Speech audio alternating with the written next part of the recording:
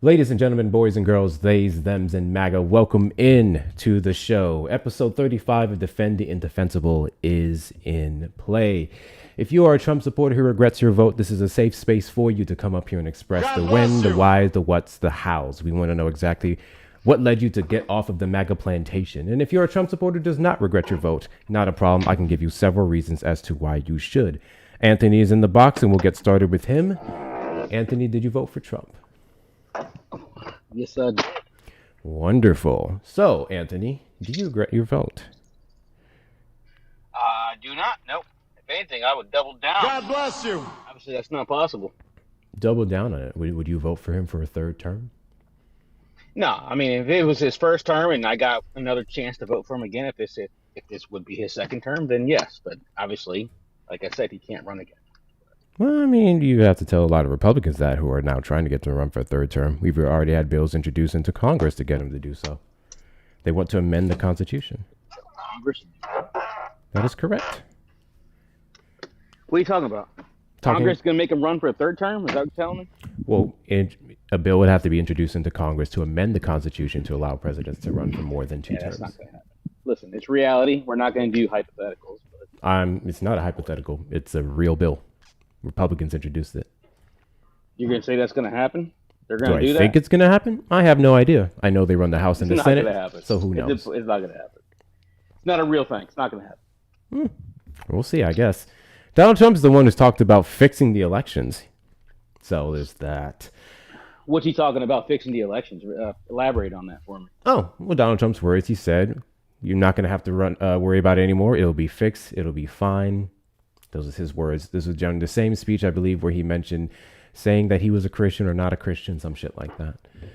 Now, are you saying that it's going to be fixed as in corruption fixed, like we're going to rig the elections? Or are you talking about, or it's going to be fixed like the elections are broken? I mean, I would argue Donald Trump has already made several attempts to do suspicious activities surrounding the election. So who knows?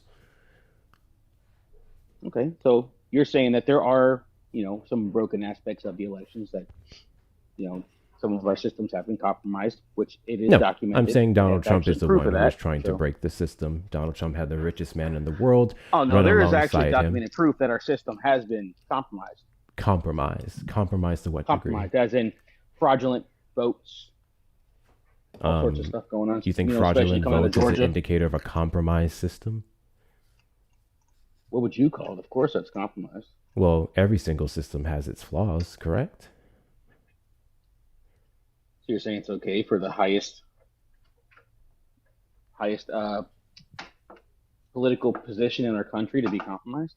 I'm As far as saying the that voting? every single election we have fraud. The reason we're able to detect what fraud it is and then consider it invalidated is because we have one of the securest election systems in the entire world. The fraud that we would find every election is less than 0.1%. Well, it's not the rest of the world. We're not gauging what is secure and what is the securest based on the world. It's America. And what else would we compare it to? Our politics, because that's not, you don't gain, create a metrics around the world. Then It's what just else would we our compare it system. to? We need to create a system as secure as possible to eliminate. Whose phone's ringing? But We yeah, already have a system as secure as possible, which is why obviously Donald not. Trump's... I mean, they found thousands of fraudulent votes. Where? For one, Georgia. You're gonna tell me I'm wrong? Are you talking about the recent hearing in regards to Atlanta? So what? That doesn't count? No, because they weren't fraudulent votes. There God was bless clearly you. fraudulent votes, and that was part Thank of you, Ari, for this the one. I entire appreciate investigation. you. Guys, make sure you're sending your daily heartbeats. Tap the screen. Let's get the likes up to 25K and beyond. Repost a live, add it to your story. Do all the good things that get us boosted out in the FYP. Sorry, go ahead. No, you're good. No, they were fraudulent votes.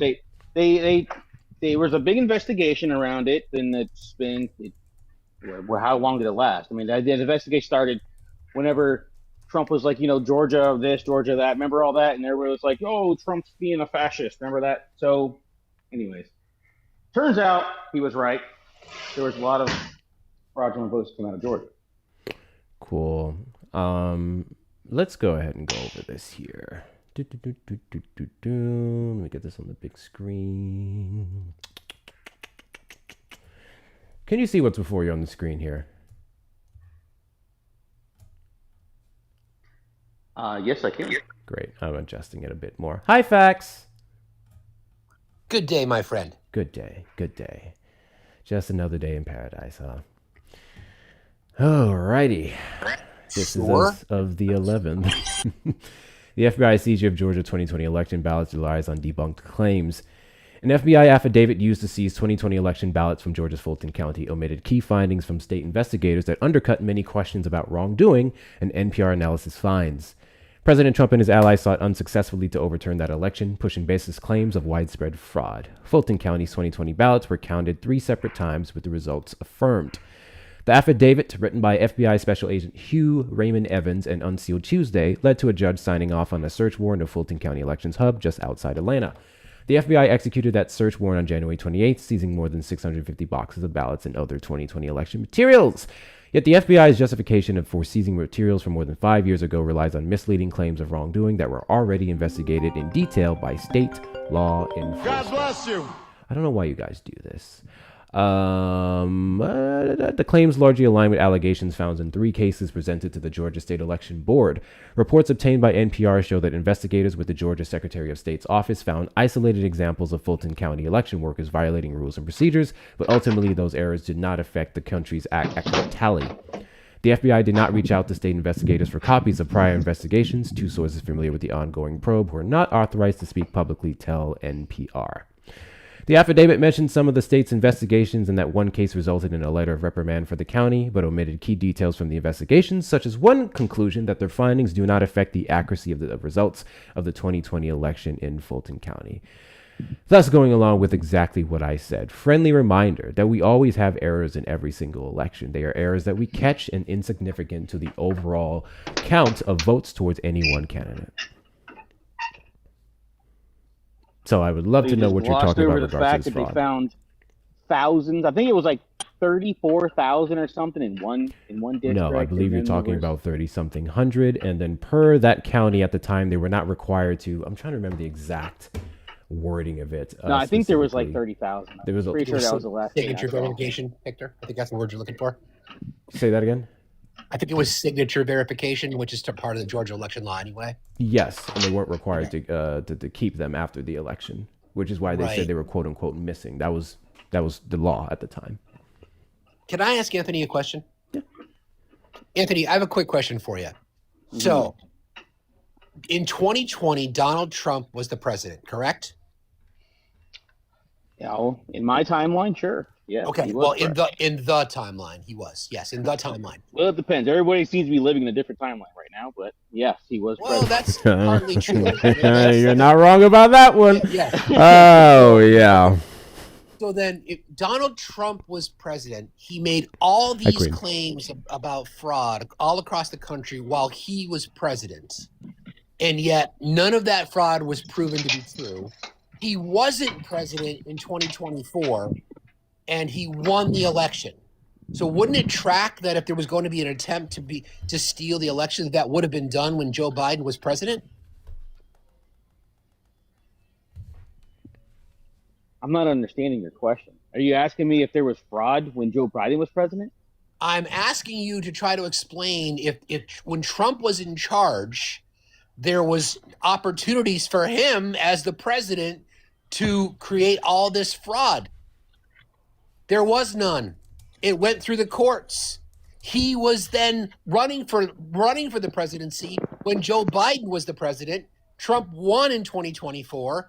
Where was all the fraud then?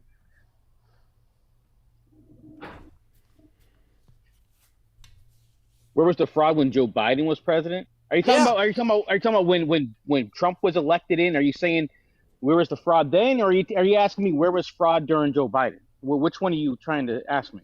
It's the same question. Where was the fraud in 2024? Fuck if I know. I mean, I don't know. There has to be an investigation to prove whether there's fraud or not. It just can't be just because we say there's fraud.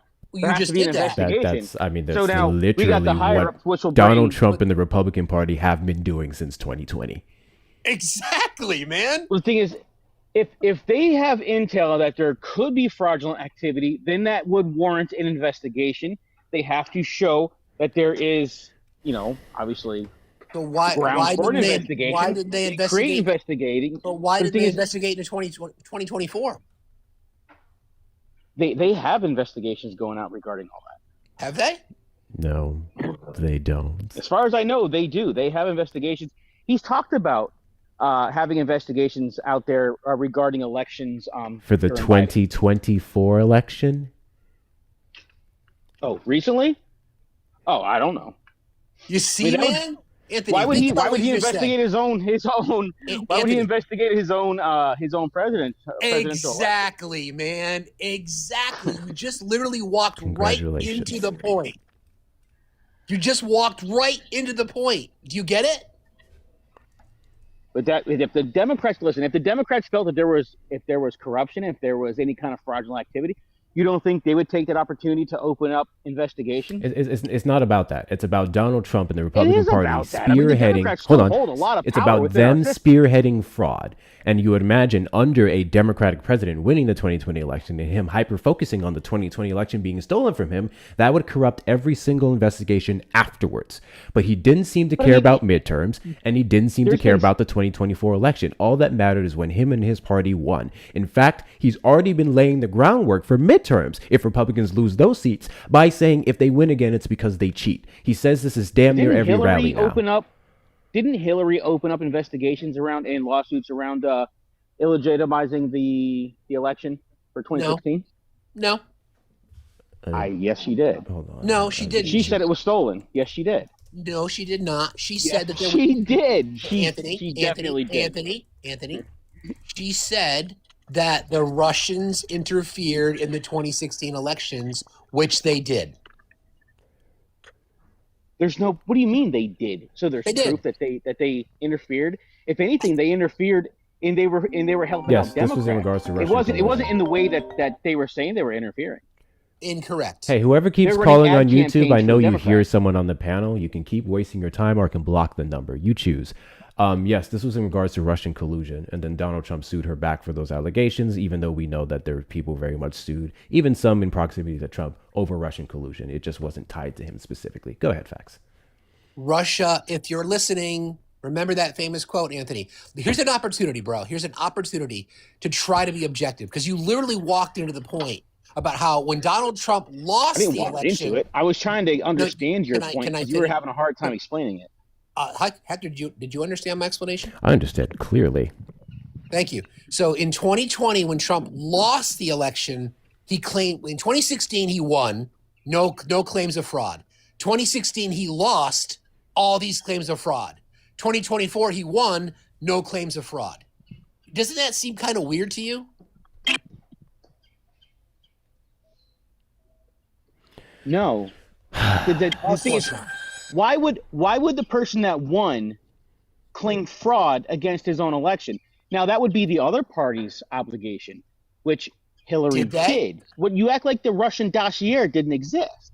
Hillary never claimed. hoax. Hold on. The Steele Hillary dossier. Clinton never claimed that the 2016 election in and of itself was illegitimate. The claim was in regards to Russian collusion, which was proven. Which was faked. Incorrect. Proven. My guy, what were the allegations around Russian collusion? My guy, what were the allegations around Russian collusion? Regarding this? What were the allegations around Russian collusion?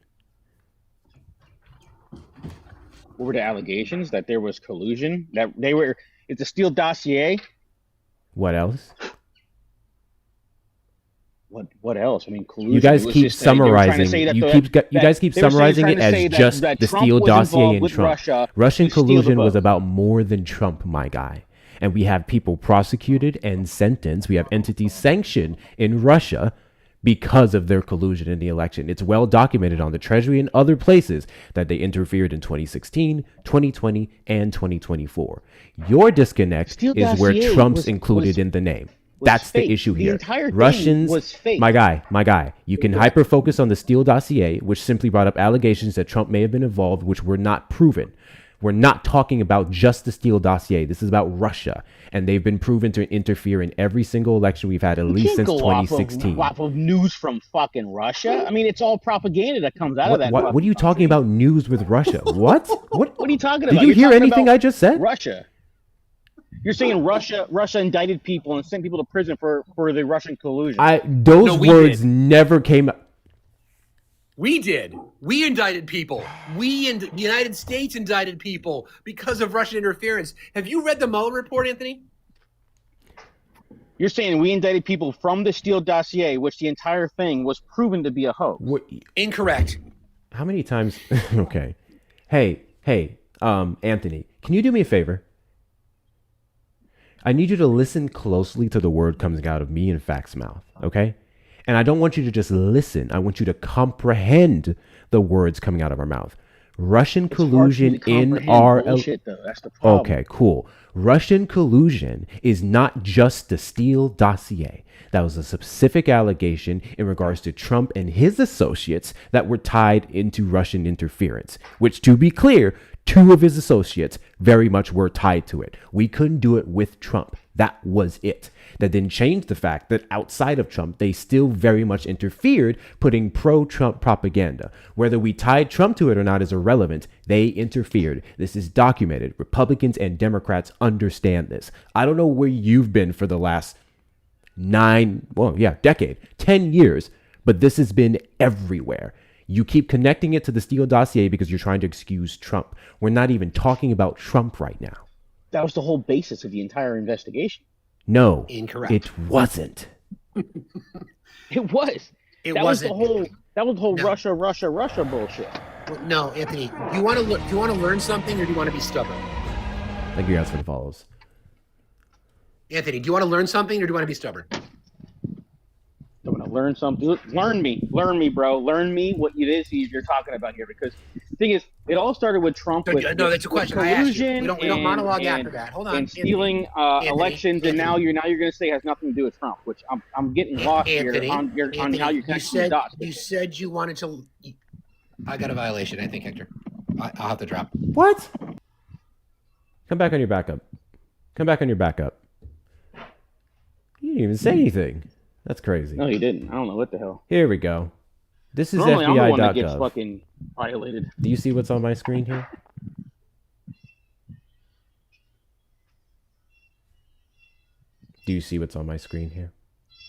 Yeah, but what's the source? FBI.gov. Uh-huh. Friendly reminder that the FBI is currently beheaded by Kash Patel, What's a the Trump website? appointee. What did I just say? Is that I can't see the top. I just said FBI.gov.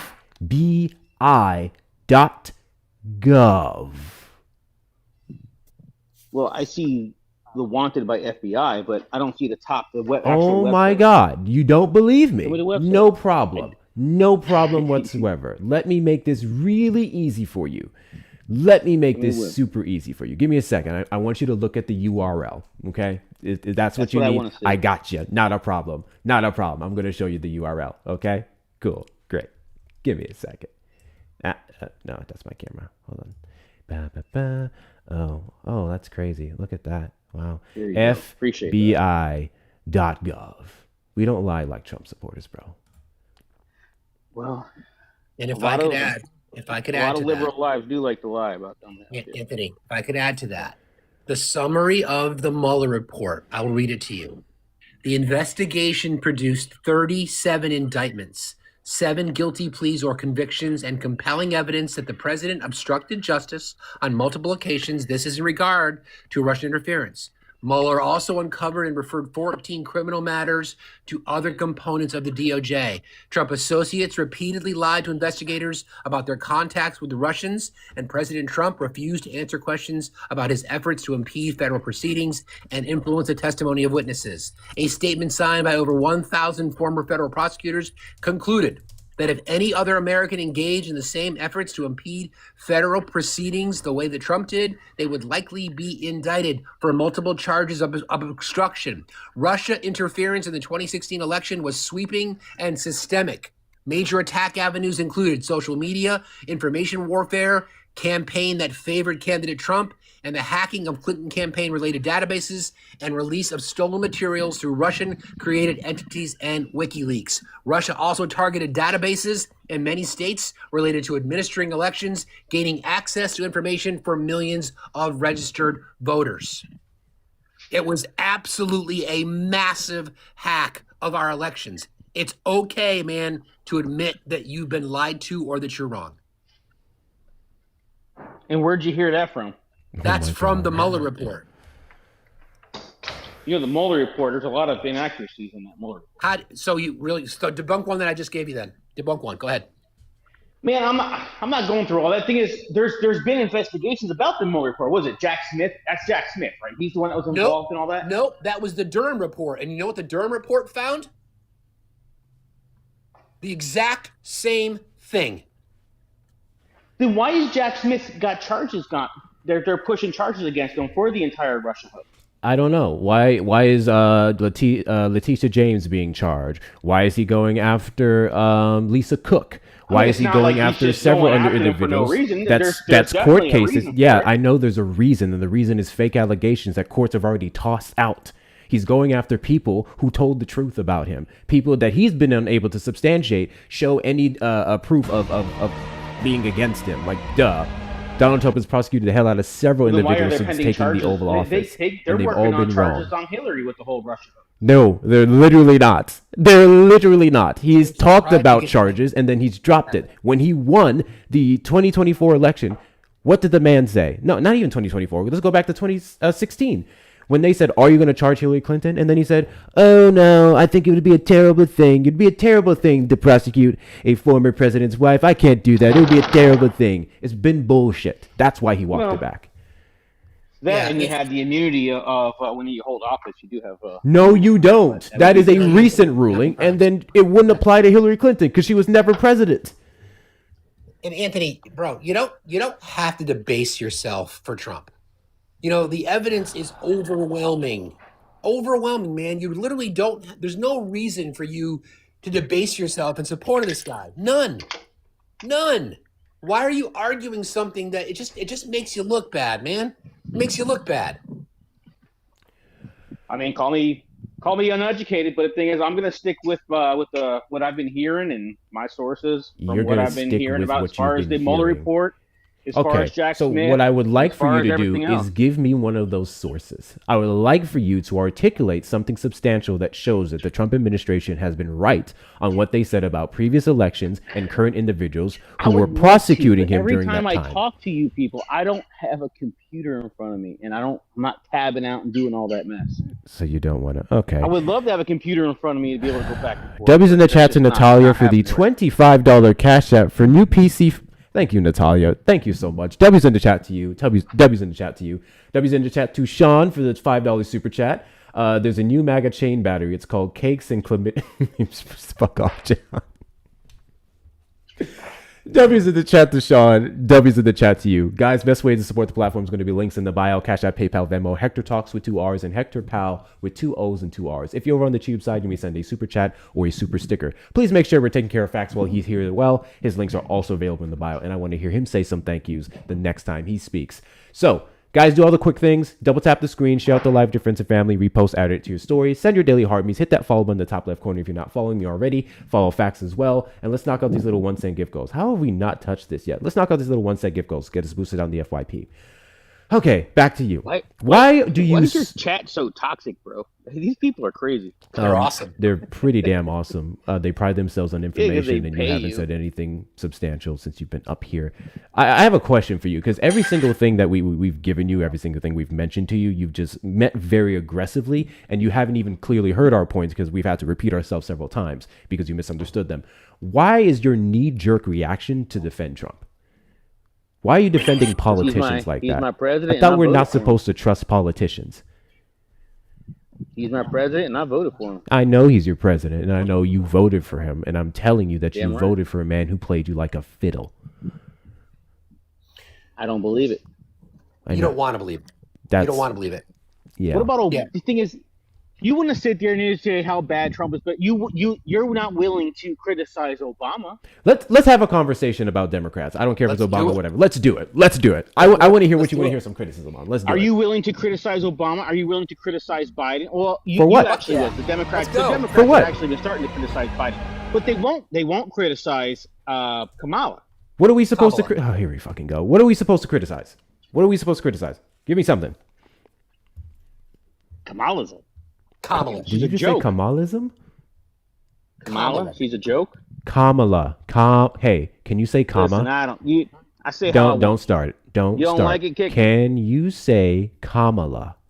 If you can say comma and you can say la la la la la, you can say Kamala. If you don't want to say any of those, just say Harris. What you're not about to do is play this mispronunciation game when you know exactly how to say it. Just say Harris. Just say the VP. Kamala. That's all you have to do, Kamala. Because you intentionally saying her name like that as you're about to make a pathetic, as you're about to say a pathetic attempt, make a pathetic attempt to make her out to be some type of criminal. It doesn't look good on you. So I'm not crashing out. I sound pretty calm right now. What I need you to do is get back to what you said. You said we can't criticize Democrats, right? And then you mentioned Kamala. Give me something to criticize about Kamala. Come on, shoot it. You want me to give you something to criticize? What about her? What about her as the border czar? She was totally terrible at that. And then what about her agreeing to be the presidential candidate when she wasn't even voted in on the primary? So that was unconstitutional on its, just right there. Who's the current border czar? Wrong. Huh? Who's the current border czar? Homan, and he's doing a fucking fantastic job. Okay, and who appointed him the border czar? It's not about the fact that they're appointed as border czar. Hold on. I need you to answer a simple question. She was terrible. I need you to answer a simple question. Who appointed Tom Homan the border czar? Trump did. Trump did. Okay. So the president of the United States would be the only one capable of appointing people as border czars, correct? Yes. Okay. I guess. I don't know who else can, but I'm assuming yes. Okay. I don't know who the fuck else could either outside of the president. Great. I don't know. So now that we have this understanding, I don't know too many facts about czars. If there's, I do. I know a lot about czars. I know it's actually Russian propaganda. So it's a Russian term, right? Which we've just somewhat embraced here in the United States to cover people who is over certain positions and roles, right? And Donald Trump embraced it fully when he took over the Oval Office and appointed Tom Homan as a quote unquote border czar. So we know based off of that appointee, the appointment, that's what Tom Homan is. So now that we understand that the president of the United States is a person who can appoint people as border czars, can you tell me when Joe Biden appointed Kamala Harris border czar? I don't know dates, but I know. So you don't know dates, but you know it happened. Yeah. He went on and verbally said that Kamala will be in charge of the border. She will be the border czar. Joe Biden said Kamala Harris will be in charge of the border. Yeah. Anthony, what does the DHS secretary do? Department of Homeland Security. They oversee the border. Oh, they oversee the border. So why would you need Kamala Harris to do it? Why would you need Homan to do it? I'm asking you. You're the one that made the claim, bro. I'm just asking. So you're telling me that Kamala Harris was not the border czar? That Joe Biden did not appoint her to border czar? Correct. Yes. That's exactly what we're telling you. Okay. So here's another question for you. I'll make it easy on you. I can easily criticize Joe Biden. Not nearly progressive enough for me. In bed with big oil. Opened up drilling in I forget the project in the East Coast. It escapes me. Not aggressive enough, pushing legislation through. Not using executive orders enough to demand changes at the border. Waited a little bit too long. Much too moderate. Did not try to drive codification of Roe. Did not try to push for more access to healthcare as opposed to just continuation of the ACA. You see how easy that is? You see how simple that is? Super easy. Barely an inconvenience. I think Alejandro Mayorkas did a terrible job in not prosecuting the Trump administration and many officials. And that was a Biden appointee. Whack. Trash. What about Biden weaponizing the FBI? Wait a minute. We just weaponizing the FBI. Hold on, Anthony. You're not going to criticize that one? Anthony. We were just critical of Joe Biden. We gave you between Hector and I think we gave you 10 examples. Can you be critical? Can you do the same for Trump? Yeah, Trump allowing how these hundreds of Chinese people over through whatever program. I didn't like that. That's one.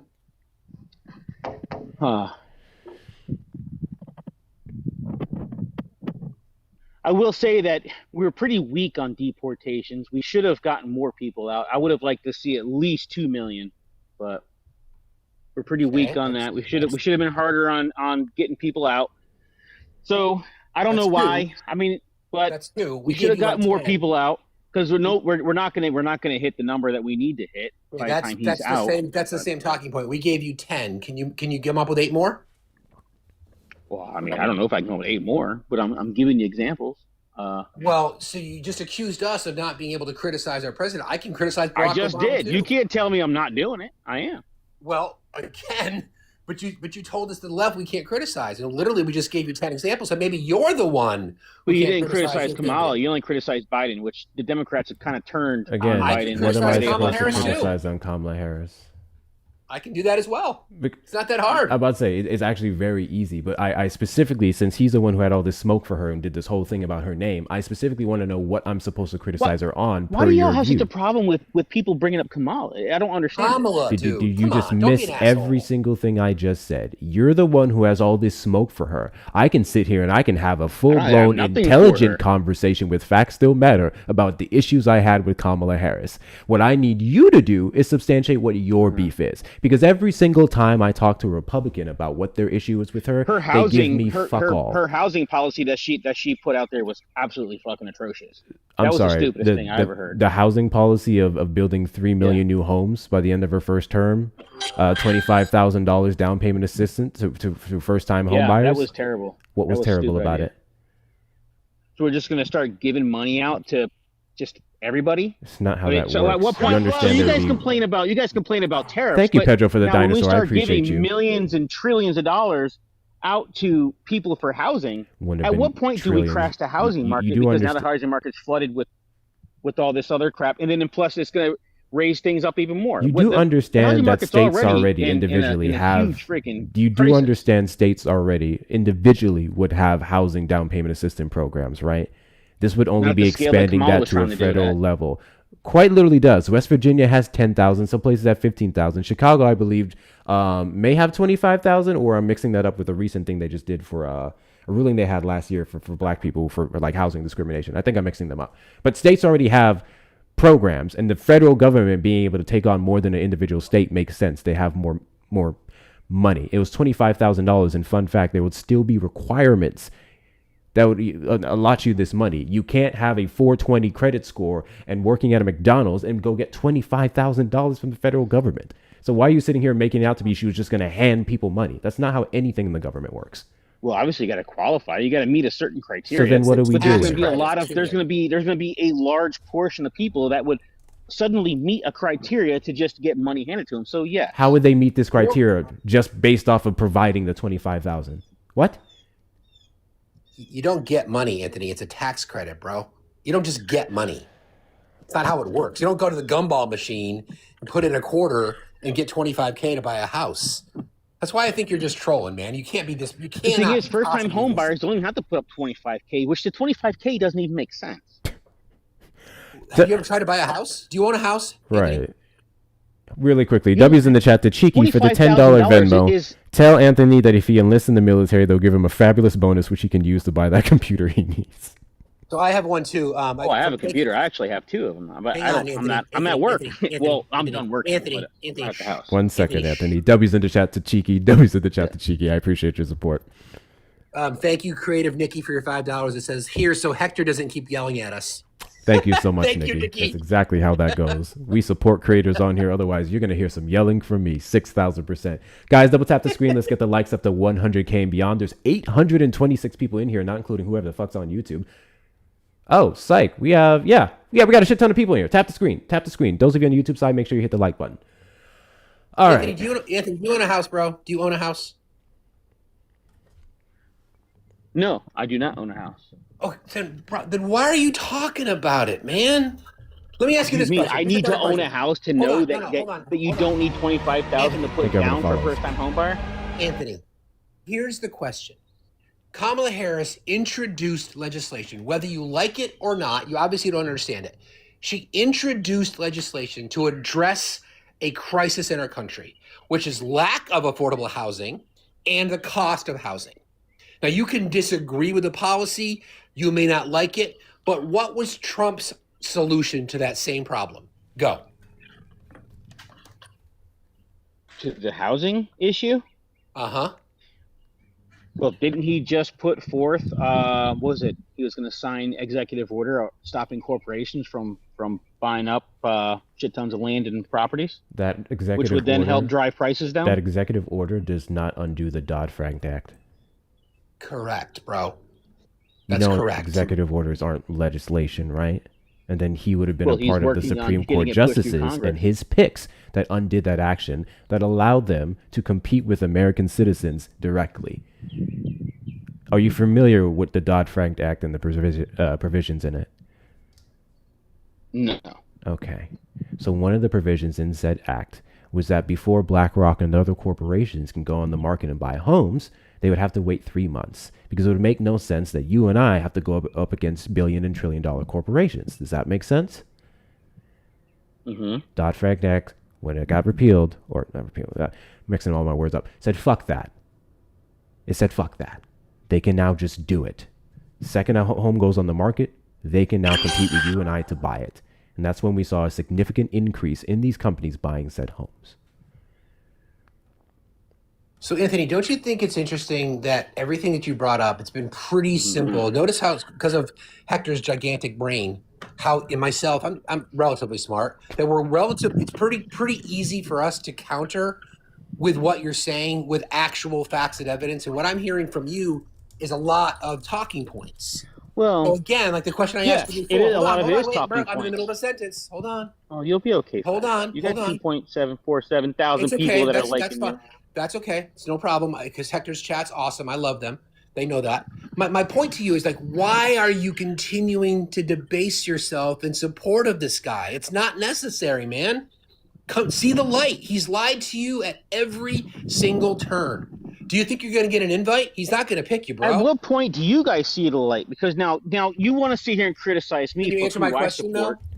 But the thing is, do you guys still support your side? Do you still support Democrats when they say that the SAVE Act is going to disenfranchise or they're going to cut out women from being able to vote because women are too stupid to change their to get their birth certificates and then change their license I'd really, or to get this. really love for What you to about Gavin point to a Newsom single calling black Democrat people who said stupid? that. When the hell did chat Gavin address Newsom that? call black people stupid, my guy? First off, actually, no. Have you not This heard is the the problem. last No. interview that Gavin Newsom just Facts had? and I have been dissecting point for point, one at a time. You're trying to like speed run through this. I'm going to dissect every single thing The that thing you is, said. you're giving So me let's start shit with because one. I support Donald Trump. Every but yet single you thing that we are refuse presenting to you, we see- are articulating properly. My guy, I am now trying to see what you're saying. The first point that you made is that Democrats said women are so stupid they can't change their vote, register, whatever the fuck you said in regards to the SAVE Act, right? Yeah. What Democrat said Well, that? that's a talking point. That's the Democrat talking point that women it's aren't literally going to be able not. to vote because they have to change their name on their license. They have to do all that, and they're not going to be able to vote because women don't know how to change their name on their It's license. not that they don't know how to. It's the fact that legal citizens, people who've been allowed to vote legally this whole time, are going to be booted from the system unjustly. Correct. And it's going to be problematic for some of them to obtain some How's of these that? documents How? because of the backlog though? that we have in said systems. It's What not backlog? easy to get another birth certificate. It's not super easy to get another You social don't need another security birth card. certificate. Your birth certificate is your birth certificate. You don't get a new birth certificate unless you need a copy. You don't. Anthony. The name on your birth certificate does not change Anthony, when if you get married. Anthony, I understand that, but if your married name is on the voter roll and your doesn't match your birth certificate, what happens? Okay. Which is a stupid Answer talking that point. question. What Answer do that you question. need? Listen, what do you need Anthony, when you go get a driver's Anthony, license? Anthony, No, listen, Anthony. I will respond to you, but please first, answer the question first. We don't answer questions with questions. Answer You'll that be okay. question first, okay? what do you need to get a driver's license? Anthony, answer the question, please. You don't need answer, we don't answer two questions forms with of questions. identification as far Anthony, as where you live. You need letters, right? Anthony, Mail. honey, Anthony, And you need sweetheart. your birth certificate. Boo boo. We don't answer questions with questions. Please answer my question first. What is your question? Okay, listen. That's why we have 2 ears. 2 ears and one mouth. If your birth certificate does not match your driver's license, Incorrect. I'm asking you, if your birth certificate as a married woman, my God, as a married woman, if your birth certificate does not match your driver's license, what happens? Incorrect. How could that be incorrect? What, you don't even know what you're saying incorrect to? Your birth certificate will never match your driver's license, especially if you get married. You don't file to change your name on your birth certificate. You file to change your name on your license. Dumbass. So what are you trying to say? That's my point is you don't present your birth certificate to change your name on your license. I know that, man. I understand. The issue here, wow, this is wild. Thank you guys for the follows. Make sure you're following facts as well. The issue with the SAVE Act, Anthony, is it requires a fee in many cases to either get a passport, or if people don't have access to their birth certificate, or for whatever reason, if you have to file with a city hall where you were born, if you're lucky to find it. A lot of marginalized communities, especially the southeastern part of the United States, may have difficult access to getting their birth certificate. That's what is referred to as a poll tax, which is unconstitutional, Anthony. You can't force somebody to pay for something to get an ID to vote. You do not need your birth certificate to vote. Did you hear anything I said, man? Yeah, it's crazy. So when you get your license, what did you just say? What did you just say? What did you just say? What did you just say? What did you just say is not required to vote? A birth certificate is not required to vote. You do understand that the first provision of the SAVE Act required a birth certificate to vote or a passport. Thank you. You present that when you get your ID. Oh, no. I need you to focus on the fact that you just lied. As your identification. I need you to understand the fact that you just lied. The initial provision, and this has been amended because of the backlash, it's still ridiculous, but the initial provision was that if you didn't have a birth certificate and you didn't have a passport, you could not vote. You had to have it at the time of voting. I don't have a passport. I have to go get that. I was born and raised in this country. I have every other form of ID. That could have challenged it. I was moving the other day and I almost lost my birth certificate. Not having that document could have stopped me from being able to vote, despite the fact that I've been voting this whole time. Do you see the problem there? It's kicking legitimate voters off the voting rolls. That's the problem. Your ID, you've already shown your birth certificate to get your ID. That is your birth certificate. It's on the books. It is registered.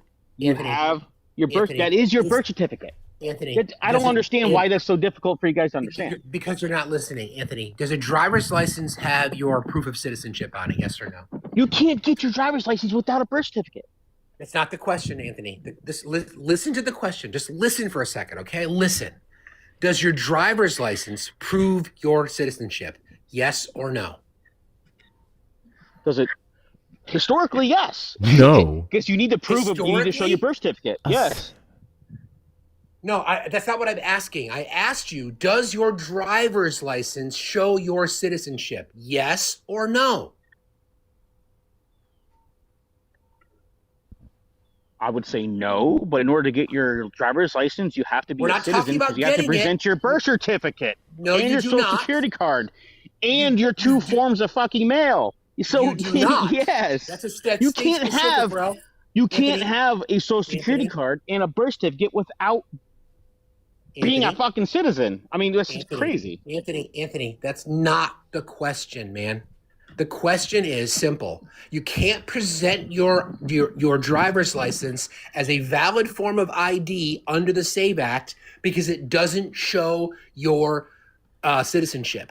What would then be required if people don't have either a passport and or their birth certificate would be a poll tax. That is unconstitutional, man. It's not a poll tax. If you have to How pay is it for a poll it, tax? You asked me, you said it's not a poll tax, but what's a poll tax? How is it a poll tax? How Do you is know what a poll tax how is is? showing If you identification have to that you are an pay American for it, citizen it to would vote a poll be a tax? poll tax. W's in the Correct. chat to John for the $3 PayPal for your boba. Also, these Trump supporters should start a new slogan: "Take it raw for Trump." I don't disagree. W's in the chat to you, John. W's in the chat to you. W's in the chat to Olive for the $5 Venmo. Remind him that this will affect women the most, so he doesn't want women to vote. We'll get into that in a second. W's in the chat to you, Olive. W's in the chat to you. Guys, best way to support the stream, as you already know, is going to be the links in the bio. If you're over on the tube side, super chat or super sticker. Take care of facts while he's here. Let's get this man to 4K coins, and make sure you hit the links up as well. Follow this account if you haven't already. 1,070 people in here. Make sure you guys are doing all the things. Knock out the gift goal, repost a live, share it, add to story, send your daily heart means you get to send a couple cool free stickers, and let's get back to it. So you don't seem to be the most familiar with the SAVED Act. I think Republicans have told you, because at this point I'm not even bashing on you. You just don't know things.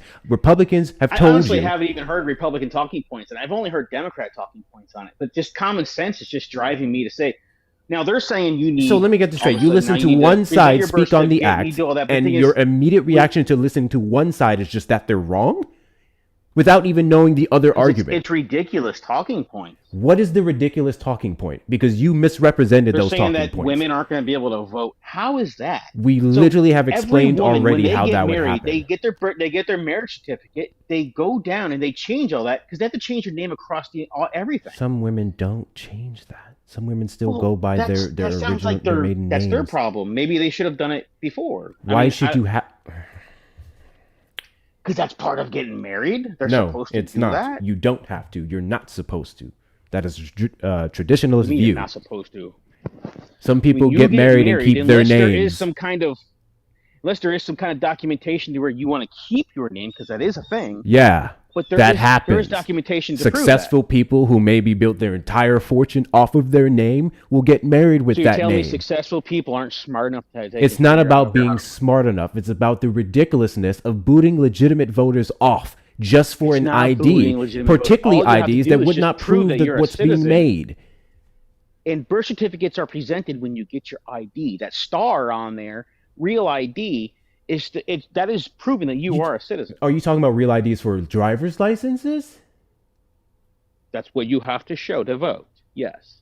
Hold on, that's recent. Give me a second. And I'm not sure that's even required in any state. I had to do it in Texas. Hold on. Yeah, Anthony, bro, this is why I think you're trolling because you are literally just going down the list of talking points. You're probably on like page 4 of your notes. Do you know what a poll tax is? If you don't know, just say I don't know. I don't know. Is it when I charge somebody to touch a pecker? I mean, I don't know. You tell me. What's the poll tax? He's trolling, Hector. You obviously know that by now, right? He's totally trolling. There's no possible way he could be that misinformed. He's just, if you were getting a lot of coins, bro, I'd say go for it, but you're not very good at it, and you've only got 2 coins. Olive can speak to how this will fuck with women more than better than I can. Hi, Olive. Hi. So, being someone who has gone through divorce and has kept her married last name because it's so much money to change my name back to my maiden last name, Anthony, the SAVE Act will cause an issue with me specifically. Not only because I can't afford a fucking a fucking passport. When I go to vote, I have to prove not only my citizenship through my birth certificate, I also have to prove it through both social security card numbers that have both my maiden and my married last name to it, my marriage certificate and my divorce paperwork to prove I am who I am. So when you're coming up here saying, well, this isn't going to affect women, the Republican Party's idea right now is, well, we don't believe women can't vote. That's not the case. We want to vote. You guys are scared for us to vote. How? If we were scared for you to vote, Kamala would have won. That's not the fucking point, dude. That's because every woman voted basically voted for Kamala. That is so if your vote was so powerful, Kamala would be president. With the mediocre man on this panel, my whole point is this: you aren't understanding how women are going to be disproportioned to this, and as we continue to carry on, it's going to cost us more money. So, do you want us to lower the costing for these pieces of documentation in order to prove I'm a U.S. fucking citizen? Also, I did double check this. Real IDs are not in every single driver's license. States like Texas started doing it in 2024, which is exactly when I got my Texas driver license. Hence, I have one, but millions of Americans do not because not every state requires it. Some states don't have the right tools to do real ID. That is correct. And the federal government isn't passing funding to make that happen. We can have a conversation about these ridiculous requirements if the government is paying for it. Asking legitimate Americans to now have to come up with extra money because Republicans are making baseless false allegations of election fraud is ridiculous. That's the problem. Better yet, I'm going to level with you, Anthony. If the Trump administration, if Republicans were able to prove this mass amount of fraud that interfered in election after election after election after election, we can have an actual argument about the necessary requirements going forward, right? Because that would be a response to a problem, an appropriate one that we don't need to have in America. But all we have are salty Republicans that their policies are ultimately unpopular. And if it wasn't for things like the Electoral College, Donald Trump would have struggled. I mean, if Republicans are so salty, I mean, why do we... Donald Trump himself got up on stage and said we have to win midterms, otherwise they're going to impeach me. No, that's... He knows what's coming. That's what Trump I'm telling said. you what Trump said. Trump's He words. said that... Verbatim. Where was he when he said something like that? It was at like some kind of like... You mean you're telling me if Democrats take Congress that they're not going to try to push through articles of impeachment? It's not going to actually be a true impeachment. It's going to be another bullshit Congress. You know the only thing that stopped... Do you know the only thing that stopped the last two impeachments was the Senate, right? What do you mean true impeachment? It was there. Hold on. I invited you up here. So a Democrat-controlled House, they can push whatever bullshit they want through, regardless of legitimacy. Oh my God, I literally mentioned the Senate. DND, you mentioned something interesting in the comments. I wanted you to elaborate on that. You said you were having issues with voting for the past 2 years? So, Anthony, just real quick, the Heritage Foundation, the Heritage Foundation, which is a right-leaning think tank, they did a decades-long study, and they accounted for nearly 2 billion votes being cast. Do you want to take a guess as to how many votes were determined to be illegal and fraudulent? Sure, 5,000. I have no idea. Since 1982, 1,513 total fraud cases nationwide. Only 68 documented cases involved non-citizens voting, and just 10, not 10,000, not 10 million, 10 undocumented immigrants for a percentage of 0.0000764%. You have been told that this is an issue, and it's not an issue. Okay. Or is math work? So are we basing this off of like some kind of unconfirmed report or what? It's the Heritage. Okay, hold on. Data. W's in the chat to Jared for the $1 Venmo. Thank you guys for the follows. W's in the chat to Jared. Something tells me Anthony struggled with connect the dots in those childhood activity books. I'm about to ask him that question for real, because Jesus Christ. W's in the chat to you. W's in the chat to Matthew for the $5 Venmo, putting up with Anthony's BS. Yeah, I'm going to need a drink after this. W's in the chat to Sean for the $10 super chat. When we were kids, they used to tell us that Animal Farm was about communism, but was it? Atwood said she never thought Handmaid's Tale would be so accurate. Yeah, there's that. W's in the chat to y'all. W's in the chat to y'all. Sfax, did you have any? I do. Hang on one second. Thank you to Melody. You're almost as handsome as Hector. Well, thanks, Melody. I appreciate that very much. Stop pitting me against my friends. My camera's off. Oh, I was about to say, turn that camera on. Let's go bar for bar, Fax. I don't think they know what they're missing, man. I'm good. It's after hours.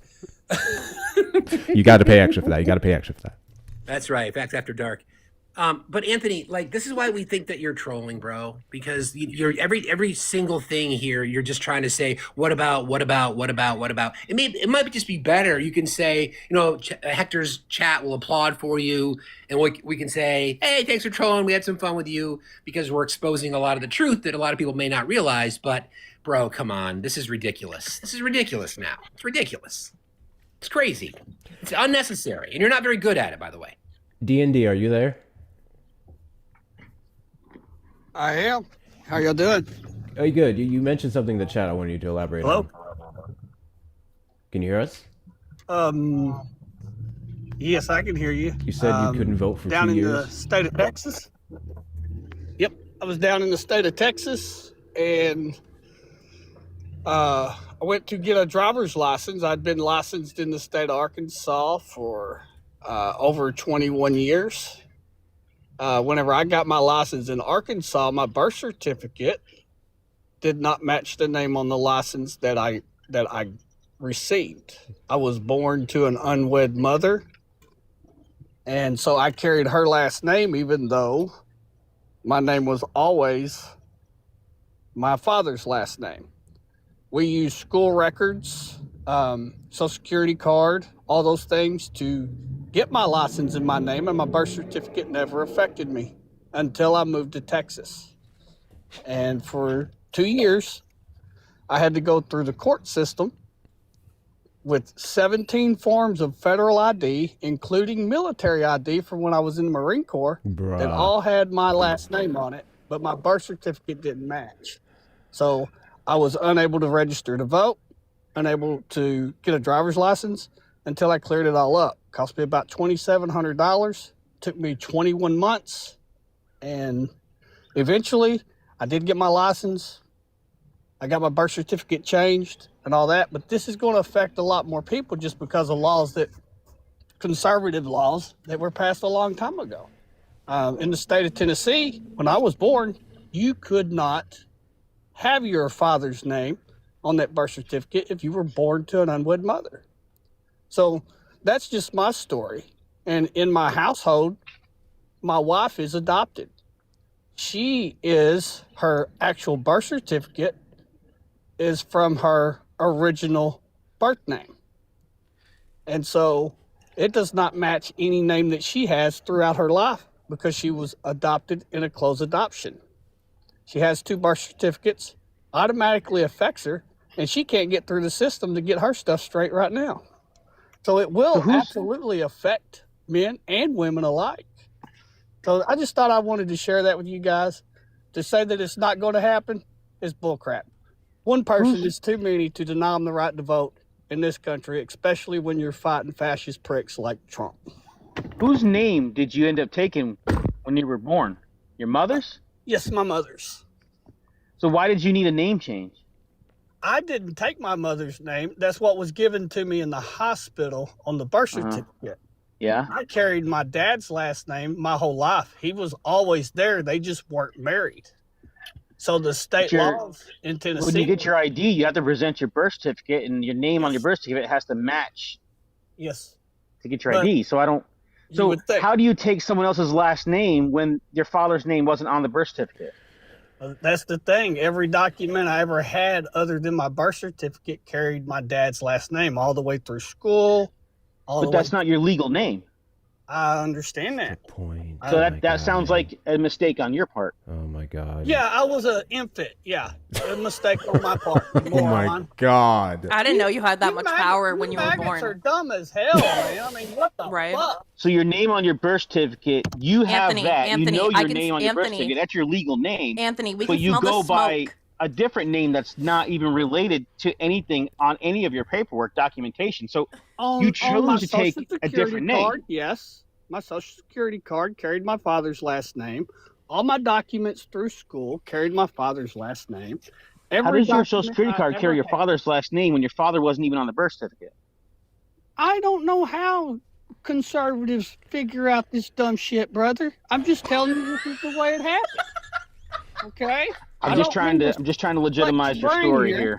Hey, Anthony, do you know what? There's a recent trend in recent years where men are now taking their wives' last name. You're seeing it I've heard about that. You're seeing it more and more. Anyway, so that would be the same. That would be the same process. This is something I wanted to share.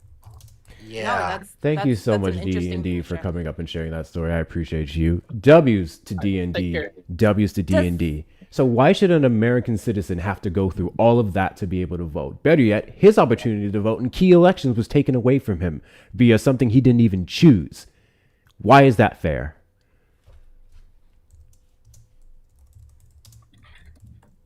You tell me. You ask me a question? Yeah. Oh, you have to repeat that. What'd you say?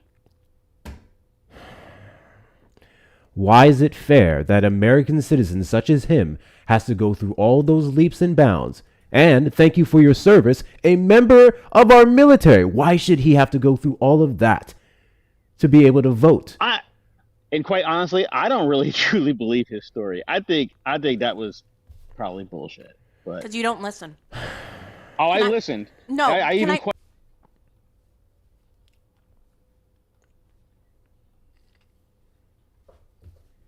No, go ahead. He needs to hear this.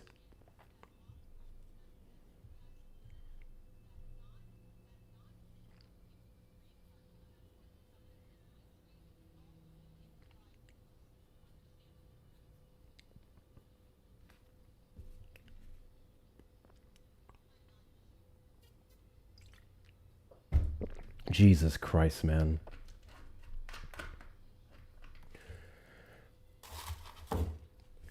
What? What noise?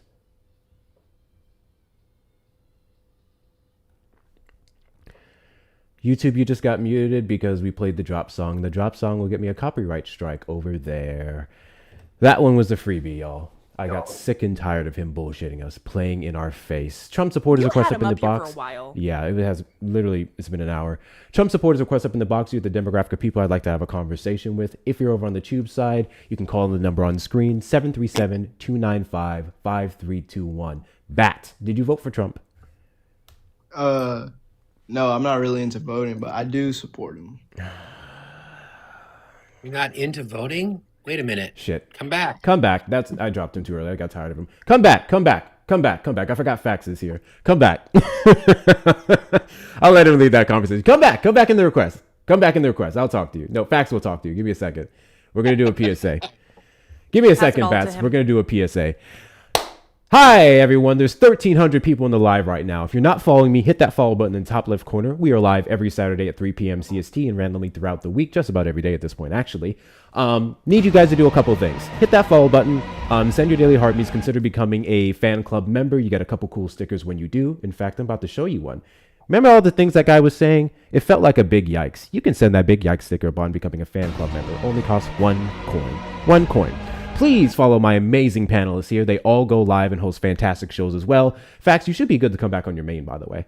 So make sure that you're following them as well, and please gift them. All their links are available in the bio if you'd like to donate. Let's knock out. Thank you, Joe D, for the bear thingy. Thank you so much. Let's knock out the little gift goal that I have. I'm going to pin it in a moment. Reshare the live, repost the live, add it to your story. Do all the things to get out in the FYP. Tap the screen. Let's get the likes up to 300K and beyond. And I'm saying 300K because we have a shit ton of people in here. I know you know someone who needs to hear this information. It could be a family member. It could be a stranger. Let's get this out in the FYP and talk to some folks. And I think we've been pretty goddamn civil. And finally, check out the links in the bio for the best ways to support the platform. Whether it's getting yourself some merchandise such as Kamala would never start a war with Iran, the make 2 + 2 = 4 again line, or the 10 Commandments line, you can do so with the links in the bio or the TikTok shop. Following me on other social media platforms, joining the Discord community. We are over 600 members strong, or donating directly to the Cash App, PayPal, and Venmo. Hector Talks with 2 R's or Hector Pal with 2 O's and 2 R's. If you're over on the tube side, you may send a super chat or a super sticker. Welcome in, YouTubers. Make sure you hit the like button, subscribe, turn on notification bells on your way in, on your way out. Back to bat. Fax, go ahead. First, thank you to Matthew. Matthew's for the $5 on the V. Thanks for what you do. Thank you, Matthew. Appreciate you. W's, Matthew. So, host, I'm sorry. What was your name? What's your name up there? I just call him Bat because he has a bat emoji. It's Ray. So, Ray, you said you don't vote? Yeah, no. Can you tell me why? To be honest, I really don't see a point of it. Like in my head, I've always thought like if no one voted, a president is going to get elected no matter what. So can I challenge that a little bit? Yeah. So say for example, let's pull on that thread. Say for example that nobody voted. What would happen to our system? Honestly, what's your honest thought about that? Well, I've always thought the what is it called? The electoral. I'm bad with words. The electoral college. Yeah, those. So I've always thought they control who's actually president. Do you know what the electoral college is? Aren't those the governors of the states? Or... No. Okay. No. So it's technically not a college. It's just the term. So there are votes that are attributed to the candidate based on the population of the state. So, for example, California, I think, has 53 electoral votes. Vermont has 3. How many does Tennessee have? Olive, like 10? I think like, hang on, I gotta double check. I didn't vote in the state. Maybe Texas has less. got like 35, something like that. And that number adds up to that number adds up, right? And then the person who gets the most of those electoral votes, 270, becomes the president. So it's not actually a college, okay? So they can't choose anybody. So that's the first part. 11. Thank you. So what is something that you care about, Bat or Ray? Land. You care about land. House. A house. Yes. So you want to be able to buy a house? Oh yes, 100%. Okay, cool. So that's great. I think that's like the old American dream. So if that's the case, then you might want to consider voting for someone who's going to make buying a house for you and your future family more affordable. Wouldn't that make sense? Yes, but I don't see how a president is going to affect that. Well, it's not just the president; it's the entire system, right? You want to get people that people support your belief. So, for example, there are people in our government, because I want that too. I mean, I own my own home. I want people to be able to afford their own home, right? So you have to vote for the party platform that people support what you support. Like, I'm big on public education. I want people to support funding public education and healthcare and changes to the tax code. That's what I vote for. In fact, Ray, I vote for you. Follow the backup. I vote for Hector. I vote for Olive. I vote for my kids. I vote for kids you're going to have in the future, because those things matter to me. So maybe we could convince you to vote. Yeah, maybe. But What's your rate? God bless you. What's your rate? What do you mean my rate? You're in the Navy. What's your rate? Oh, I'm a ABF. So you work aviation. Yeah. God Do you bless understand that you voting can directly dictate what happens to you? Thank you, shout out for the panda snap. No, you don't. How old are you? 21. 21. I'm assuming you joined when you were 18? No, just recently, actually. Just recently. Yeah, no, I graduated high school in 24. Gotcha. Sean, you So- mean to come up here? No, how old are you? Sean, did you mean to come up here? 21. I don't think you did. Go ahead. I want you to understand something, right? You being in the position where you are, being active duty, you are currently being used as pawns. And I'm saying this to you as a veteran's daughter and as someone who was married to someone active duty. You are actively being used as pawns. And I highly suggest you look into things further. Because I'm assuming you're on a carrier? Amphib. You're amphib, so you're the, as people call it, the redhead Navy stepchild, because people don't really talk about amphib that much. Yeah, nah, not really. I really need you to understand something, right? There are 6 service members who are no longer here. Due to what? Due to the fact that we're in an illegitimate war. See, everyone says war, but I'm not really seeing that. There's 6 service members who lost their lives, and I'm sure the number is going to go higher. Yeah. And there's no guarantee that if you got harmed that you would be able to come back home. I'm not even just saying this to like baby you and like not like talk negative on you. I'm telling you this, that you need to be educated more, because the people you vote for and the people that you work under directly dictate your life. And if you have a future life, if you're going to get married to someone while you're active duty, that's going to affect their life too. Okay, so I'm gonna put on my point with the military. So I joined the Navy, yeah, but I got hand tattoos in high school. I wanted to be a Marine in infantry. My whole growing up was military, I guess. But I thought I would be going to war if I joined the military when I was younger. I'm willing to put my life on the line. I joined for that. Everyone who joins the military knows that risk. Right, that's a risk, but it doesn't need to be done needlessly. It doesn't have to be just because Trump feels this way. Again, I never signed my life on the dotted line, but I remember being a kid and hearing about stuff happening that my dad may not come home. And people still join knowing that risk. It's a risk. What do you mean people are joining for that risk? Recruitment numbers are low. There's a lot of people who aren't joining, to a point where they're also The people that they patch up, they're putting back out there. The people who are being patched up aren't going back home to be successfully, recovered and healed. They see you as pawns. That's what military personnel are. No, you guys aren't pawns. We're brought up in boot camp. We're told to do everything by someone else. Okay, if that's the case, okay, sure. But wouldn't you back to the vote? Wouldn't you then want someone who is either your commander in chief or those that in Congress that are passing laws that's going to make your life as someone who signed the line better, more benefits, better access to health care, post-service time? That's why your vote's important. Yeah, that's true actually. Right? So that's a good reason to vote. And I can tell you right now, objectively speaking, that there is only one current major political party that even offers anything. Not enough, in my opinion, but offers anything towards the life of veterans to become better. Mm-hmm. Which party is that? That'd be the Democrats. Oh. I really want to go back to what he said about purchasing homes, because that has been a huge bother for many young Americans coming up, that they're not going to be able to, in many cases, some of them in college or not, they're not going to be able to afford a home. We know home ownership is a great way to go into generational wealth. Okay, I'm going to try and change how I speak on this lens, because you're not necessarily a Republican, so I'm not trying to make a bash thing. But I want you to listen to everything that's mentioned on this panel, take a close look at the fact that we do have two parties that have been implementing policies per administration that has hurt or benefited Americans. When it comes to home ownership, Republicans haven't passed legislation to do so. Democrats have, and they've proposed legislation. I actually just looked this up, and this was 6 days ago.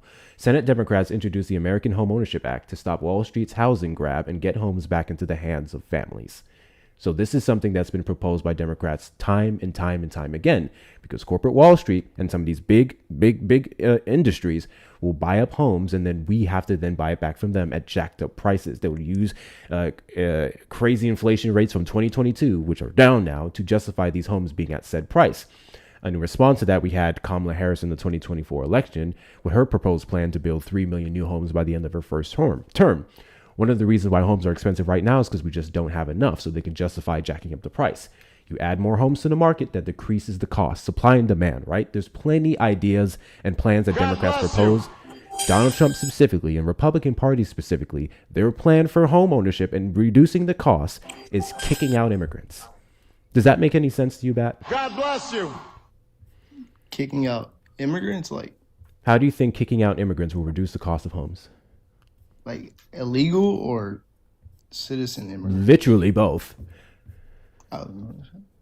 Well, if illegal immigrants are taking up homes, God bless you. I don't know how much it would help, but it would help some, I guess. Undocumented migrants, in terms of home ownership, oftentimes will not only share a few homes, but they mostly take care of renters. They mostly would take up rental properties, and there's a bunch of rental properties. The issue is still affordability, not so much that we don't have places to rent. We're talking about home ownership. If we're looking at the average income of a immigrant, undocumented specifically, it is in no way, shape, or form enough to buy a home. So they wouldn't be threatening American citizens and their capability to do so. That would be the cost.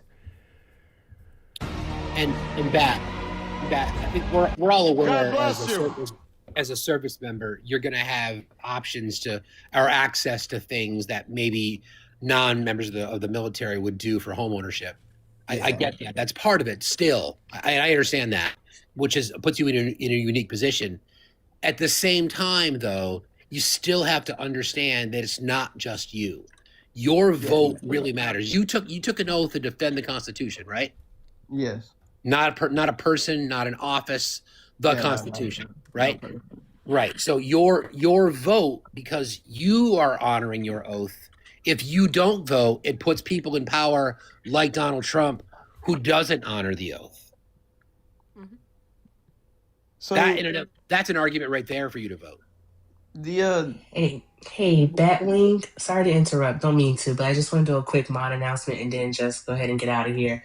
Thank you, Shauna. Hi, Olive. Hi, Hi, Elsie. Erica. Hi, All right. Erica. All right, guys, it's 1,300 people in here. We need to get to tapping the screen. There's no reason for Hector not to be at 300,000 likes. So let's go ahead and tap this screen. You know me, I like stretch goals. So let's do all of the good things. Let's get these likes up to 300,000 within the next 15 minutes. I know you can do it because there's so many of you in here. So let's go ahead and get to tapping, power tap. As Hector would say, ladies, I'm not saying that shit. Never mind. I'm not doing it. Just tap the screen, y'all. Tap the screen. Also, let's go ahead and knock out the gift goal. He likes those racing car things, so he has 100 of those to go. So let's knock those out. Also, continue to share and repost the live, and take care of Olive and Steve while they are here, and do all of the good things, y'all. And if you're over on the tube, make sure that you are sharing, chatting, and liking the stream. And the most importantly, make sure that you are subscribing, because Hector is fucking awesome. With that being said, keep doing all the good things, guys. And I'll be back here and there. Bye. All right, bye, Erica. Thank you so much for coming up. Make sure you guys are following Erica. I'm not pushing the gift gallery anymore. If you guys want to see the effects, by all means, I'm done pushing that shit. They made it way too damn expensive, and literally they take half of everything that you would send. There's no point in throwing those big gifts when you can literally donate that to the links in the bio. If you like the effects, you like the effects, but just putting that out. Go ahead. Can I throw something in real quick? I just want to just in case people thought they were following me, my main account got completely wiped in December. I know some people think they still are. I just want to make sure you guys are following. This is my new main account. My last one got completely discredited. I know people see me pop up on different panels and stuff like that, think they're following me. You may not be. I just want you guys to double check just in case. Sorry, I didn't mean to. That is correct. So again, back to home ownership, because you said that was important to you. Democratic policies are the ones that are trying to make it more affordable. With prosecuting the corporations have made it difficult and jacked up the prices. We can even go as far as to Kamala Harris's federal price gouging ban. If you're unfamiliar with what that is, it's already on the books in several states. She was just going to apply it federally, where she would have her attorney general prosecute corporations that have been found to be jacking up the prices outside of supply and demand. We could have taken not only that revenue and lawsuits and put it towards some of these programs, such as the $25,000 homeowners assistance, which was a tax credit. We could have used that to pay for it. Not to mention, it just would have been a good damn thing. Give me another thing. Give me another thing that's important to you, because I think what's going to happen in this conversation is you're going to mention a bunch of things. Because if tell me if you guys agree with me, Facts and Olive. I feel like when people actually talk about what matters to them, it always leans Democrat. I feel like every single time. Always. Every single time. Liberal. Leans liberal. But yeah, I would agree. Yes. Wasn't there a study done where, like, people if you were to remove the D and the R from different policies, the average American citizen leans to the left and wants more progressive policies than they do conservative? That is Just like correct. independents. Yeah, Correct. just like independent voters. Yep, exactly. What else matters to you, Bat? You said your name. I don't remember what it was. I'm just going by your mind. It's Ray. Ray, got you. Okay. Yeah, no, really, that's it. Just a house. Okay. So if it's just that, I should be more. But hey, okay. If it's just home ownership and access to those homes, the candidate in the 2024 election would be Kamala Harris. That's done away with. Nothing we can do about that now. Come midterms, there are elections happening. Well, the general now, I guess, because it'd be too late for anything else, unless you're registered. Are you registered to vote? Yeah. You are registered to vote. What state are you in? Texas. Okay. So. Wait, hold on. Alrighty, Ray. Gonna change the tone a little bit, Ray. See, aren't you glad you brought it back up? So glad I did. So fucking glad I did. Ray, I am also in Texas. I'm in Dallas, Texas, okay? And I went and voted for the Senate race.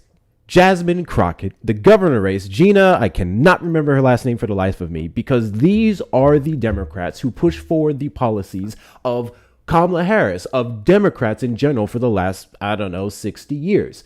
If you care that much about home affordability, then one of the things that would help with home affordability have been all the propositions presented by the Democrats running in these states.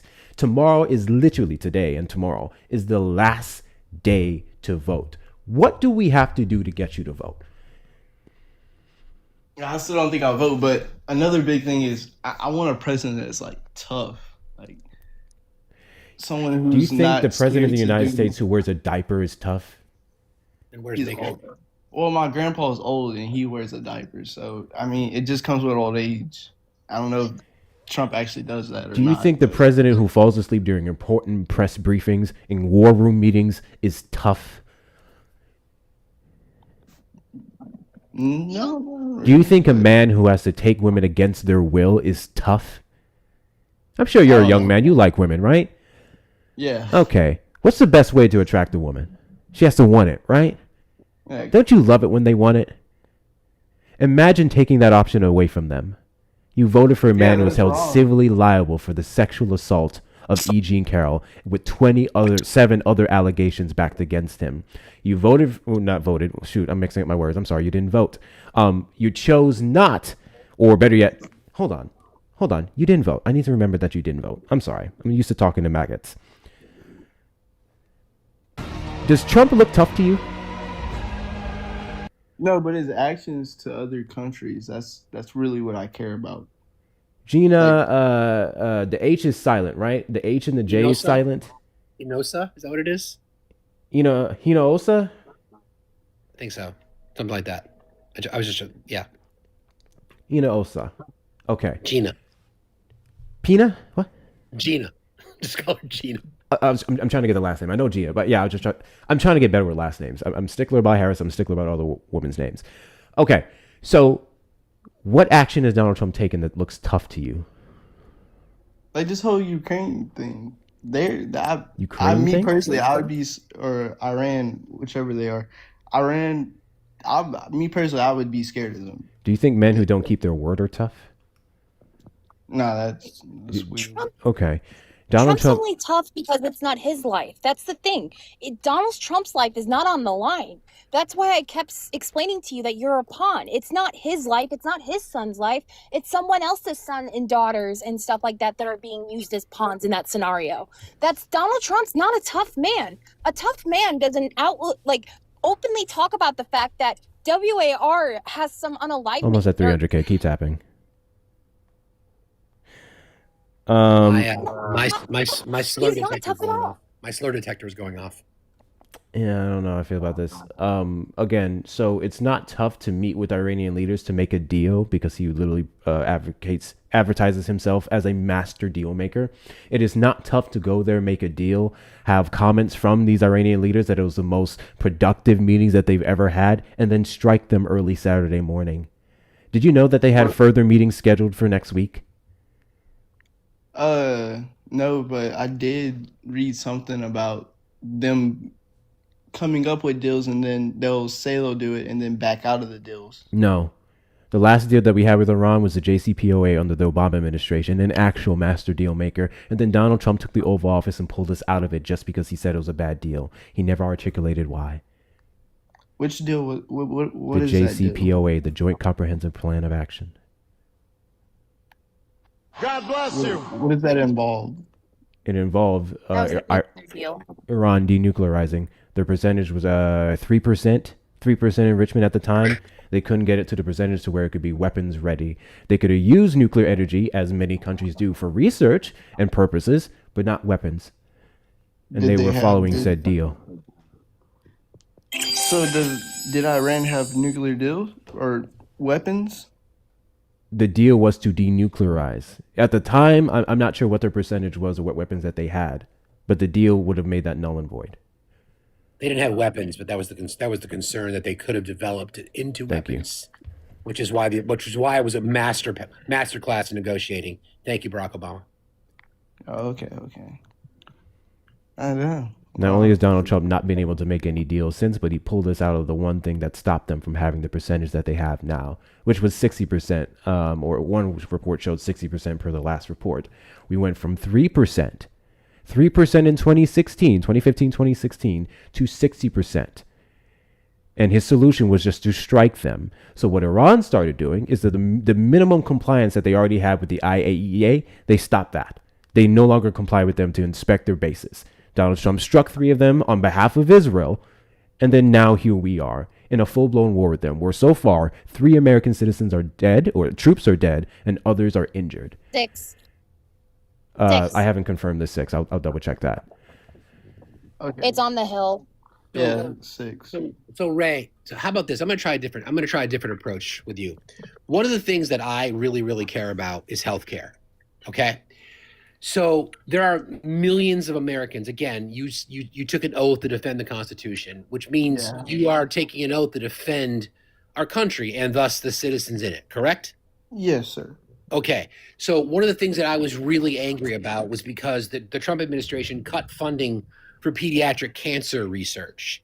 The reason that is so important to me is because my daughter is a two-time cancer survivor. And I know, and I can draw a straight line from federal funding that went to support her treatment. Thank you, Winfred, for the shiny air balloon. I appreciate you. Big W to you, Winfred. Thank you so much. So maybe Ray, you could vote for somebody that you don't know, like my daughter or other children who are going through cancer. Okay. Yeah, I might vote then. Isn't that a compelling reason to do it? Yeah, it is really. Can I ask you a question, Ray? This is Taylor, new on chat. I'm trying to understand why you would take an oath to serve our country and not vote.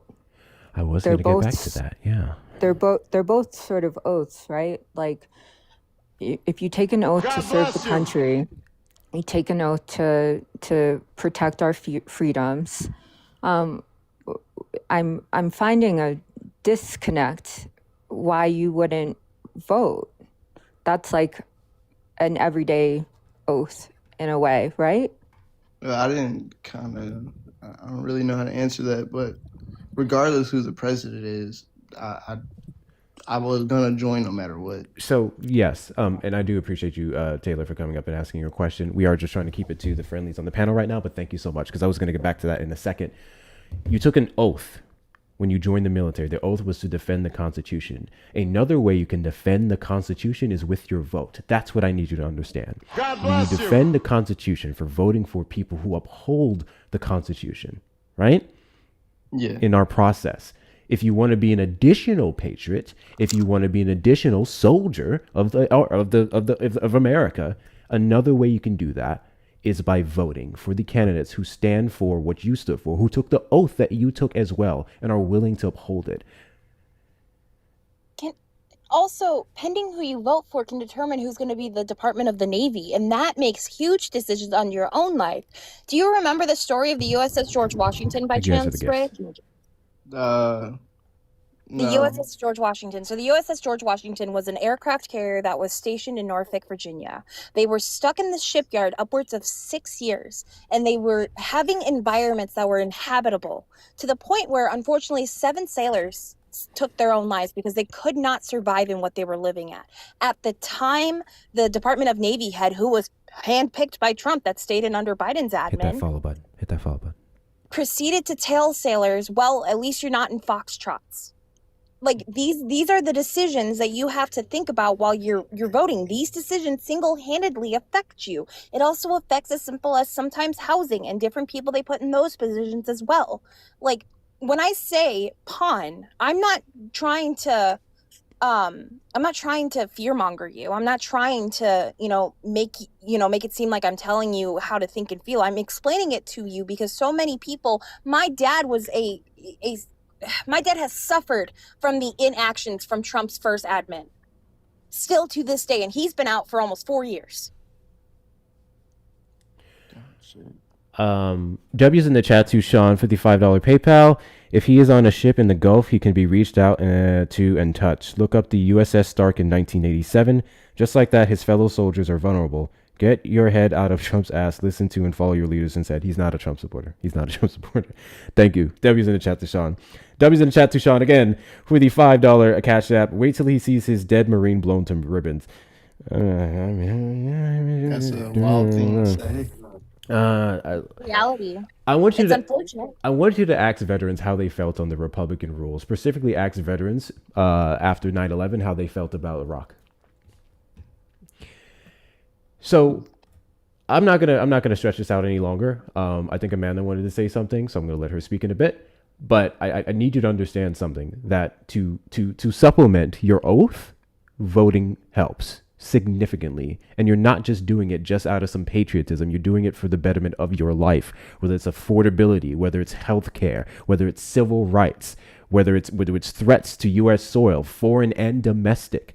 All of those things are dependent on who you vote for, especially in this election. Maybe there was a time where this shit wasn't so consequential. Now, significantly. And actually, I take that back. I would argue it's always consequential, but just more so than before. Manda, what do you got? I wanted to ask, Ray, do you have kids?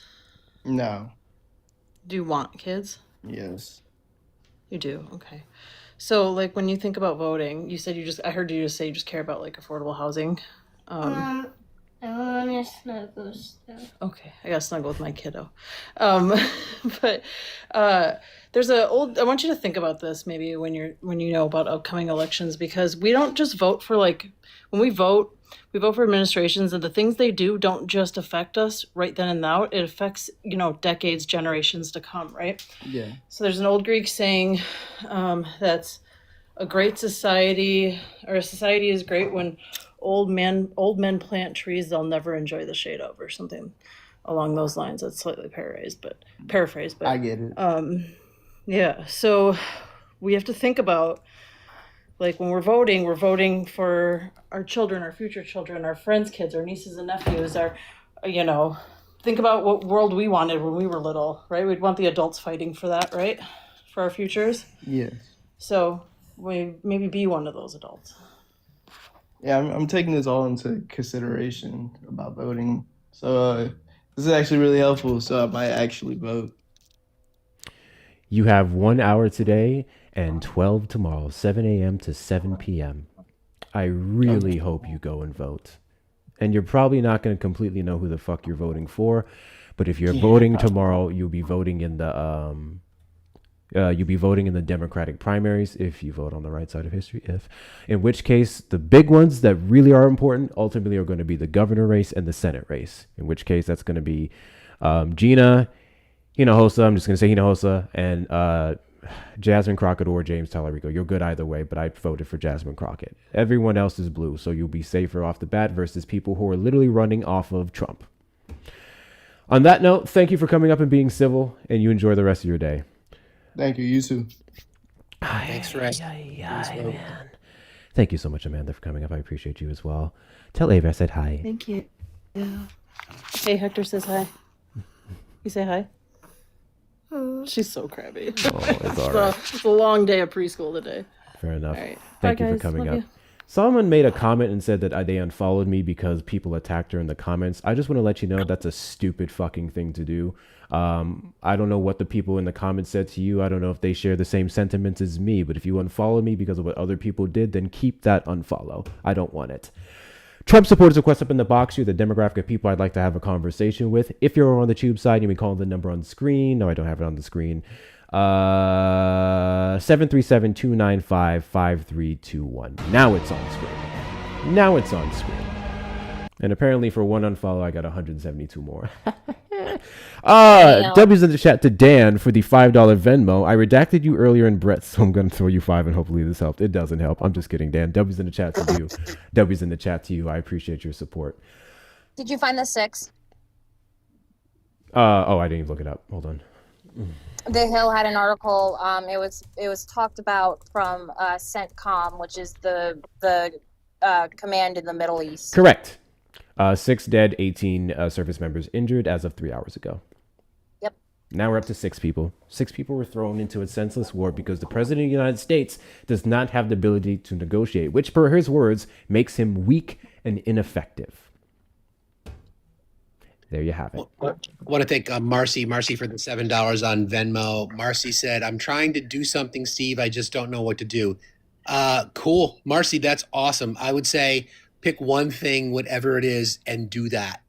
Volunteer, make sandwiches, drop off some socks or menstrual products at a shelter, answer phones, volunteer for your neighbor, mow a lawn, make a picture, do anything. The whole point of doing something is just that, do something. But thank you for that donation. I appreciate that. 6,000%. W's to the donators. W's to the donators. I appreciate y'all.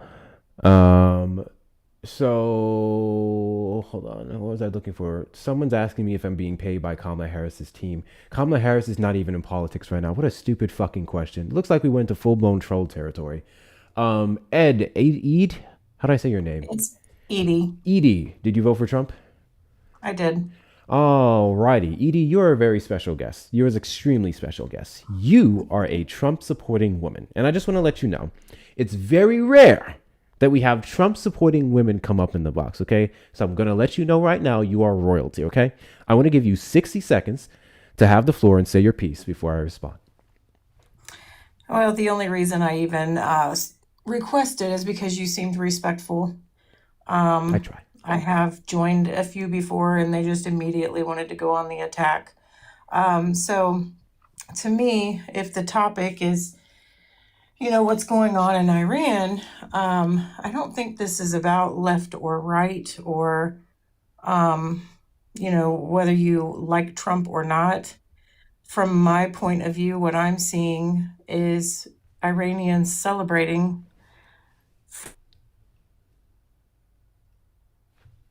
Did she cut off? And I rejected that. I'm sorry. I had a call coming in. I rejected that. But what I see is these people are...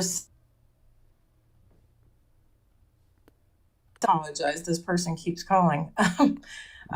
They're celebrating their freedom that they have been begging for and pleading for. And, the things that these people have went through over there. And as Americans, I don't think we fully understand the impact that this has on their lives. So whether you're for Trump or against Trump, this is not a war. This is a rescue. Donald Trump called it a war himself. Not to mention, what exactly would they be celebrating? One man specifically, a horrible piece of shit individual, is dead over there. And that is something... Praise God. Hey, it's a good thing for them, absolutely. But that man wasn't the entirety of their government. So there are still many more individuals who upheld said regime in these positions. If we're to talk about an actual regime change, which to be abundantly clear, Donald Trump ran off of being against and said that there was policies of the past that led to where we're at today. If we're going to run off of or implement regime changes, it would require boots on the ground. And that's what I vehemently disagree with. I do not think American troops should be boots on the ground in Iran fighting their battles. I believe they need us. They need us. They couldn't fight this man. I mean, women they had acid thrown on their faces for showing their hair. Their eyes were removed for, wearing makeup. They were raped and beaten, and the brutality in that place. So what I don't understand is whether you like Trump or not, when there are people celebrating in the streets that they finally have freedom, why can't we be happy for them? Why does it have to go back to we hate Trump, so we have to hate everything he does? It's not about not being happy for the I guess we'll say the old guard working their way out. It's the fact of the method that we're choosing to do this is the problem. He ran off of no new wars, and now he's getting us into one. Mind you, the things you mentioned aren't the reasons he's citing for this war. He's been doing this at the behest of Israel because Iran is a threat to them. Not to mention... We're backing Israel. This is Israel's war, but we are allies with Israel. And we used to be allies with Iran as well. Yeah, do you know why that stopped, Edie? No, I don't. Okay, so we destabilized.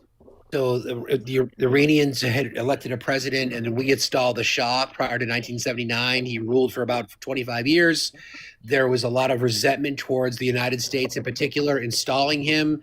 Thus, the Iranian Revolution in 1979, the Ayatollah took over. American students were kidnapped. They were held hostage for 44 days. Ever since then, Iran has hated us. We installed that. We caused this problem. The United States caused this problem. So I guess the question I have for you is, you said it wasn't a war. Hector corrected you because the president himself said it was a war, as did Pete Hegseth. Many people that we speak to on the right said that the reason they elected Trump was because of no new wars. How I then elected. That's not why I elected Trump. I didn't say you. I didn't say you. I said many did. Because you voted for that. That was part of his agenda. No new wars. So how do you justify that? $1 billion a day we're spending. Is that America first? I honestly, so that's a lot behind that question you just made, or that you just asked me. There was a lot. It was loaded. So I'll try to answer it best I can.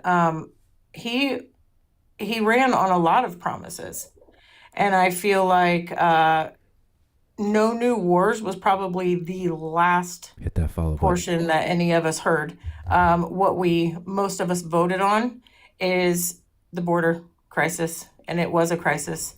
Our border was wide open, and we were welcomed into an invasion of 10 to 12,000 undocumented people per day for 4 years. So it was mainly the border, and gosh, so many other things. And as far as like you can't narrow it down to one thing. So I don't think he's, the greatest man ever. Honestly, I think he needs a filter over his big mouth, right? Like, I feel like he creates people to hate him because he's just, he doesn't have a filter. He's cocky and arrogant, but I do think that I hear a lot of people say left wing, right wing, same bird, and I agree with that.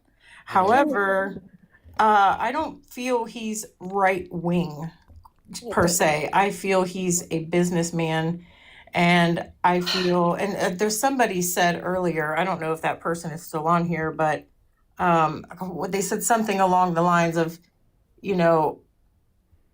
what is it? It's something about what he's gaining. What is he gaining? Like, he's the only president in history that's lost money rather than walking away a millionaire. God, Edie, that's so not true. So, It is hold true. on. No, It is true. so, They have but- tried to kill him. They have tried to imprison him. They have tried to steal his legacy. They have tried to ruin his businesses. Tuesday. Well, you voted for Jasmine Crockett, so I'd say she's one of them. Jasmine Crockett tried to kill him and take Jasmine his Crockett businesses is so away. anti-Trump. Yes, Jasmine Crockett is anti-Trump. Are you aware Jasmine of the? Crockett, Are you I'm aware of the sorry, time she and is energy not he has spent qualified on to be in her slandering her? position.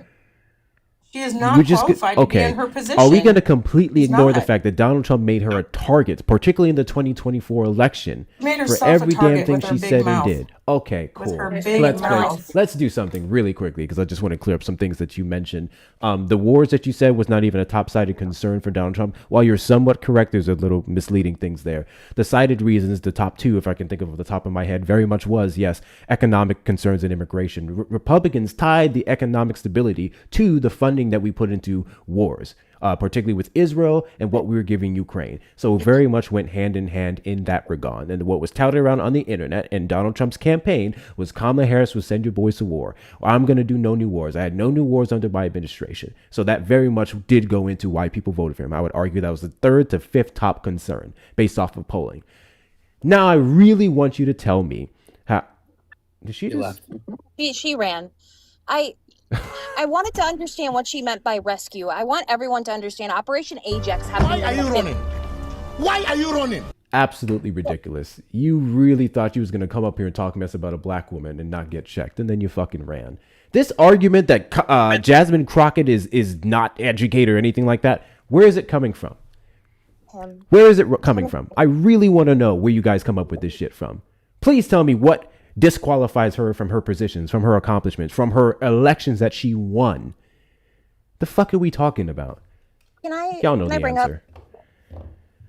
Hold on, 1 sec. Trump supporters request up in the box to the demographic of people I'd like to have a conversation with. If you're over on the tube side, you can call the number on screen, 737-295-5321. We still got 1,000 people in here. If you're not following me, hit that follow button in the top left corner. We are live every Saturday at 3 p.m. CST and randomly throughout the week Also, make sure that you send your daily heart meets or consider becoming a fan club member. You get a couple cool things that you do there as well. Let's knock out the gift goal here. We need 100 gummy bears. 100 gummy bears. Support the stream in that fashion. Share out the live with your friends and family. Repost, add it to your story. Please take care of my co-hosts here. Olive and Facts Still Matter. Let's get them up on some coins, and all of their links are also available in the bios. And finally, so is mine. If you really want to support the stream, make sure you're following me on everything that I'm on. Do a stream to YouTube right now. Subscribe to that platform and follow me on Instagram. Exact same username, Hector Talks with 2 R's. Check out some merchandise off of the shop. We have Kamala would never merchandise. This is not the exact same hat on the shop, but we do have some great ones there. Hoodies, tank tops, shorts, pajama sets, all that good thing, all those good things. Join the Discord community. We are over 600 members strong. Also go there to subscribe if you'd like, if you don't want to do the TikTok superfan because it costs too goddamn much. Finally, donate to the links in the bio. If you like what I have to say, if you think we're hosting a fantastic platform, if you just like my cute face or want to send a message, you can do so on Cash App, PayPal, and Venmo. Hector Talks with 2 R's or PayPal, Hector Pal with 2 O's and 2 R's. And I want to hear some thank yous from my co-hosts as well. If you're over on the Tube side, hit the like button, subscribe on your way in or on your way out, turn on notification bells, and you can send a super chat or a super sticker. Once again, Trump supporters, don't be chicken. Don't be chicken. If you're going to talk shit about Jasmine Crockett, stand on it. Don't fucking run. Because I still was being very respectful. So you really got in your feelings. Go ahead, Olive. I have one more PSA. Hang on, Olive. If you want Hector to read you a bedtime story or erotica, you can subscribe to his Cameo. Crazy. Let me know when you find the link. Sorry, go ahead.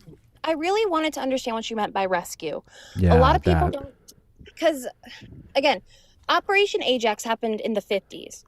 And Operation Ajax was a U.S.-Brit coalition that got together because I believe Iran was trying to open their oil or something with oil. And we went in and we fucked them up. And that's when they started screaming about unalivement to Americans. We have constantly gone into the Middle East and have tried to westernize them because we think that the westernized way of living is ideal, and it's not. So I really wanted her to explain to me what she meant by rescue. And I really hope she has enough money, because I believe that every single person who's like that, who think that they're just sacrifices, sends flowers to the funeral home.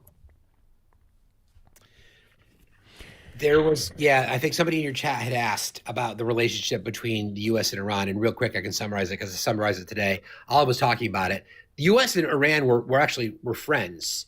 I'm not going to say friends, but friendly. Prior to 1953, there was a prime minister, Iran's democratically elected prime minister. His name was, I think it's Mohammed Mossadegh, I think is his name. Nationalized Iran's oil industry. That pissed off the Brits. That pissed off other Western companies. So the CIA, the United States Central Intelligence Agency, along with British intelligence, organized a coup, replaced the democratically elected prime minister of Iran with a hand-picked Shah. The Shah ruled for 20 plus years, which then led to the Iranian Revolution because the Iranian citizens were disgusted by Western intervention.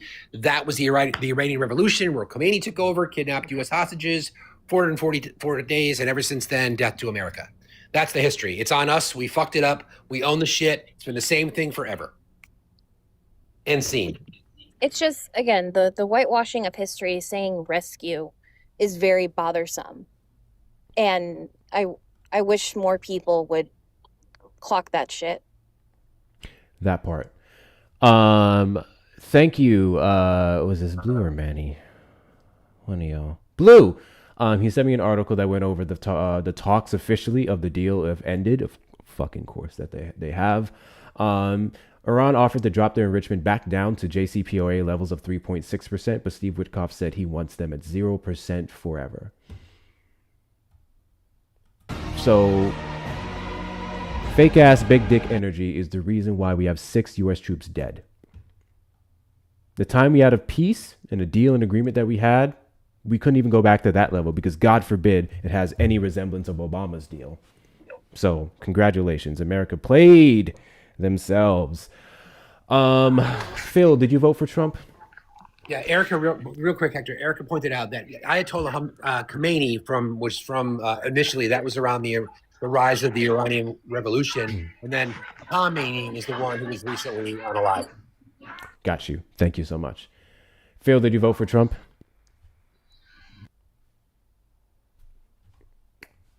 I don't think Phil voted for Trump. Matek, I literally just saw you in the request. Literally just saw you in the request. What are you talking about, invite? W's in the chat to Gucci for the $5 Venmo. Are the parents of the girls celebrating? Are the families of the unalive deployed service members celebrating? That part. Also, That's why I was. compilations of a few people celebrating here and there. This is the same shit they did with Venezuela. Look, there are some people celebrating here. Are they under a new regime yet? Is it less authoritarian? No. What are we doing? We can do better. W's in the chat to Crystal for the $3 Venmo. If she is compassionate on how horrible and cruel the Iran regime was on its people, how does she feel about how ICE is abusing, essaying, and unaliving people in ICE detention facilities? Very selective about protecting women. I thought that was fascinating as well. Call from to accept. I didn't hear your name, but you're on the line. Did you vote for Trump? Yeah. All right, hold for a few seconds, please. Sure thing. W's in the chat to Shauna for the $10 Venmo. You finally get a woman who is MAGA and all she wants to do is lick the nussy in chief. That's fucking diabolical, Shauna. Ouch. W's in the chat to Shauna, y'all. W's in the chat to Shauna, guys. Are you there? Remember when we talked about? One second. Remember when we talked about doing a giveaway or like a competition for the top dono that makes me laugh? This is currently the top runner. This is the top runner for the funniest dono today, okay? W's in the chat to Shauna. W's in the chat to Nikki for the $5 Venmo for the daily cute face fun. Creative Nikki. Nikki is the real bees. Real bees. Bees knees. Jesus fucking Christ. If you'd like to support the cute face fun, links in the bio. Okay, back to this guy. What did you say your name was? Ben, got you, Ben. You said you voted for Trump, correct? Yeah. And do you regret your vote? No. And why is that? Very specific problem I had was the general mismanagement of what happened at HHS and the ORR when it came to the placement of UACs, the unoccupied alien children. Are you familiar with what I'm talking about? Yes. All right. So my main issue is that this administration has already tackled a majority of the massive backlog of reports involving undocumented children that probably wouldn't have ever been looked at under Biden. We know that previously 11% of migrant children who were placed under unvetted sponsors were never even their parent or legal guardian. We know a vast minority of the biological parent-child relationships were ever verified in the first place.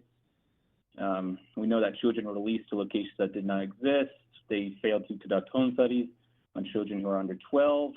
And we even have whistleblower testimony of at least 2 people who have admitted that they were scuttled from pursuing or reporting instances of child abuse, particularly sexual. But there's plenty of instances where they're forced into forced labor as well. And that was incredibly disheartening, and that was pretty dispositive for me. All right. Couple things you mentioned there is correct. Let's keep it $150. The sheer number of encounters that we had, particularly in 2022, it became increasingly difficult for many of these people to vet some of the sponsors and whatnot, or get to some of those home inspections and everything else that you mentioned. There's no denying that. But what you just mentioned was riddled with a ton of misinformation, and I just want to start to unpack those points. Would you be able to believe that it was 300,000 missing children? So let me just distinguish between missing and untraceable, right? So if let's say Child Protective Services came to my house and they asked me, where is this child? Can you verify the location of this child? And I told them, I don't know. They could be fine. They may not. I really don't know. I would consider that missing. If I cannot trace, we do it with U.S. citizens all the time when it comes to their children. If you do not know the whereabouts of your child, I do consider that lost. But we're talking about children that don't even get their pictures on milk cartons. Many of those losses and how they were counted were based off of phone calls, not in-person meetings. We didn't even have the staff to do that. Right. With the in-person phone calls is not sufficient to verify people's whereabouts. I think the most reckless thing that they did during the Biden administration was removing the blood test to verify whether people are who they say they are, like their parents and stuff. They went away with that in order to fast track a lot of these placement proceedings, and I think that's horrible. So, if you Can he hear us or no? He can't hear y'all. If you're saying they were insufficient, then we would still have the same insufficient process. We did not do those home inspections that you're talking about. Majority of his phone calls. If you think we need more than just phone calls, I would agree with you. In which case, we would have to provide funding for that. We would have to have the staff for that, which we didn't, and then Republicans have presented no solution whatsoever. The number touted around recently by Chrissy Noem that we found 100 and something thousand of those children, that has not been verified by literally anyone. And then if it was, that was just solely based off of phone calls and being able to get in contact with some of those sponsors and family members, versus the Biden administration that just wasn't able to in many cases, even though those people had different phone numbers, may have had different addresses, so on and so forth. So there's a lot of problems with the missing number issue that doesn't necessarily reflect a monumental failure on the Biden administration's part. I would argue it's a failure on America's part in immigration policies, but then again, it's a whole nother conversation about what we could have done or should have done when it comes to immigration reform to fix that. Okay. So the Trump administration. You do agree that the way that we tried to verify these people, ensure that they're in proper homes, were completely mismanaged? Because that was my central point. I don't think mismanagement is the right word, to be fair. I think we could have done infinitely better than we did, but at the same time, we didn't have the staff. The sheer number of people coming over was an issue. And that's where I will slightly give, I say this all the time. I think based off of those numbers, controlling some encounters would have been good in regards to executive action that Biden took in 2024. I think that should have been taken earlier, but that doesn't change the fact that we had since day one Democrats present several immigration reform bills that were rejected by Republicans. I'm not convinced that it is a money problem or staffing problem when much of this problem was wiped off the table the moment Republicans came in. We've seen it wasn't. Border crossings drop dramatically, and I don't think it's so much a stretch that you can make the same case specifically, for that. we were talking about the HHS issues and finding these missing children. That was your specific issue. That's what I'm saying. That issue has not been resolved. I'm not convinced it is funding, though. I think it's mismanagement. Again, if you're making an argument of mismanagement, that's the same policies would be in place now. What has the Trump administration done in regards to finding children since they took the Oval Office? They reinforced. They reinforced the blood test standard in order to verify parents, which Biden went away with. You know why that was done away with, right? Why? Because the issue wasn't just parents. You didn't have to be a parent to have these children. You could have been a different family member. You could have been a sponsor, a legal guardian, so on and so forth. So only attaching the children based off of if they were a parent would have been an issue. Okay. Well, I think if you allege to be their parent, then you very much could use the blood test to tie that. No, I think it should be required. If you claim to be their parent, it is required. And we know a vast minority of the biological parent-child relationships were ever verified. Very small amount of them. Then there you go. If you claim to be a parent, it's still verified. One more time, I'm sorry. Well, if you're saying that's the truth, I'm going to take your word for it. So then that would be, again, my point. If you claim to be a parent, if you claim to be someone who would have the matching blood type, then that still would take place under either administration. They chose not to do it for every other family dynamic. Okay, well, can we agree that that was a serious fumble for them to go away with that standard in order to make it a requirement?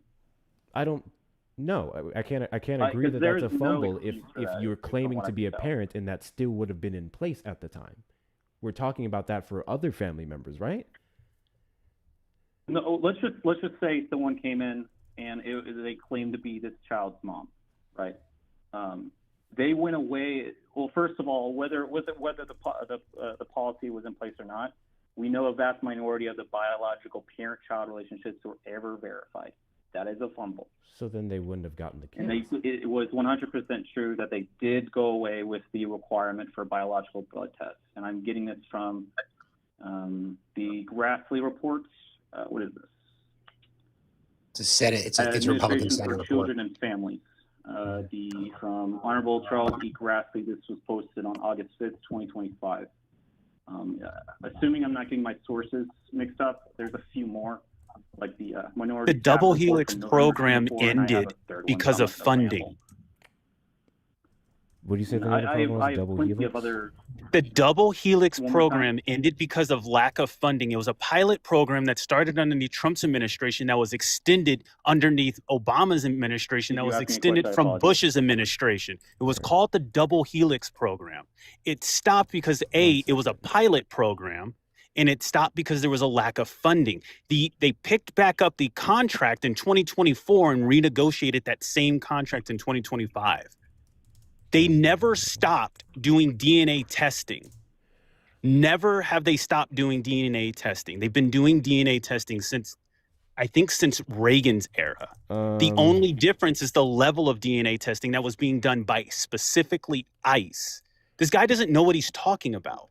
So Probably not Reagan based on DNA, but I think, but Manny's right. Getting It goes way back. Getting some information here. The program that you mentioned, I actually just did look it up. Thank you, Manny. That would be Operation Double Helix. This is program 1 and program 1.0 and 2.0, and this was for the rapid DNA testing that we're talking about, and this was initiated under Trump's first term. This was not done away with. The issue was lack of funding, in which case we see broader rules that was proposed last year to collect DNA and other biometrics. There's still been some issues on how A, this information could be used for indefinite surveillance, and B, funding. I'm still looking for the part where you said this was picked back up under the Trump administration, but from what I'm seeing here and what my friend has mentioned, it was never necessarily done away with. Under Biden? Correct. Give me one moment. That doesn't sound right. I'm looking it up here. Yeah, let's see. While the Double Helix program ended around 2023, DNA testing has always been done by OFF agents at the border, specifically for family units. Okay. The Double Helix program was always a pilot program. The federal government has many pilot programs, but they have expiration dates. Significantly reduced the use of rapid familial DNA testing for verifying parent-child relationships among migrants, with reports indicating context for such testing ended on May 31st, 2023. Yes, that is correct. That would be the Operation Double Helix program specifically, and that would be rapid DNA testing. DNA testing has already taken place beforehand. That pilot program was the one that was just ended, not DNA testing as a whole. Gotcha. So rapid familial DNA testing. So He's wrong. I guess that would explain why the vast minority of them were verified when it came to parent-child relationships. And I definitely don't think you can verify anyone over the phone. I think you should always do it in person. If we could do it with CPS, we could do it with UAC. Hold on, we're talking about DNA testing. The phone's a different thing. You're right. You're right. I'm getting ahead of myself. So yeah, I'm seeing here this was ended in May 2023 again for the reasons cited. But when it comes to other DNA testing, that has always been a thing. That has always been a requirement. So your specific criticism would be this rapid program versus anything else. Republicans refuse to fund it. You might want to remind them of that. Don't forget who held the House. I'm actually being told that Republicans refuse to refund it. That part I'm needing to verify. When did that happen? I'm looking it up now. It would have been the last Congress, 118th Congress, because that program expired. I think Manny can check my facts on that. That's what I just saw. Because the Double Helix expired in May of 2023, but the program continued to extend Operation Double Helix would have required more funding. Okay, I'm seeing. Am I wrong? Yes, because you're correct, because the contract they needed expired in 2023. OIG report confirmed that from between 2021 and 2024, CBP tested only 0.01% of 2.7 million people claimed to be part of a family unit, despite finding that over 14% of limited tests showed no biological relationship. Read that again. I'm sorry, I didn't hear you. I'm getting this directly from AI Mode on Google. It says a July 2025 OIG report confirmed that between 2021 and 2024, CBP tested only about 0.01% of 2.7 million people claiming to be part of a family unit. That was a per double helix, or we're finding talking that over about the already long-standing DNA testing that we did? From what I could tell, it's total. That's not correct, because the program continued, just not through Operation Double Helix. Let me see. In fact, the program never ended. Hear something gut-wrenching, you should see the whistleblower testimony. I watched the whistleblower that people did testimony. want to pursue. Yes. I'm It sorry. was a woman, correct? Two women. Okay, I would listen to one of them. I saw the meeting. CBP's lack of familial DNA testing limits detection of fraudulent relationships. It's Rodney Scott. Let's get through recommendations. Please contact me with so no familiar by the data verified by electronics. Potentially missed opportunity to protect vulnerable microchip from smiling. The DIDS test from September 2021 to 2024. Under 14. Not increase familiar testing. You have limited testing. So what? Wait, hold on. What was the percentage of ones that were alleged to be families? Because the low number that we have here could be based off of not of many of them claiming to be familial, at least not by blood. Well, yeah, it's saying that the 2.7 million people claiming to be in a family. It says despite finding that 14% of limited tests showed no biological relationship. Yes, I'm reading the report. This is the DHS Office of Inspector General highlights. I'm on the fourth page.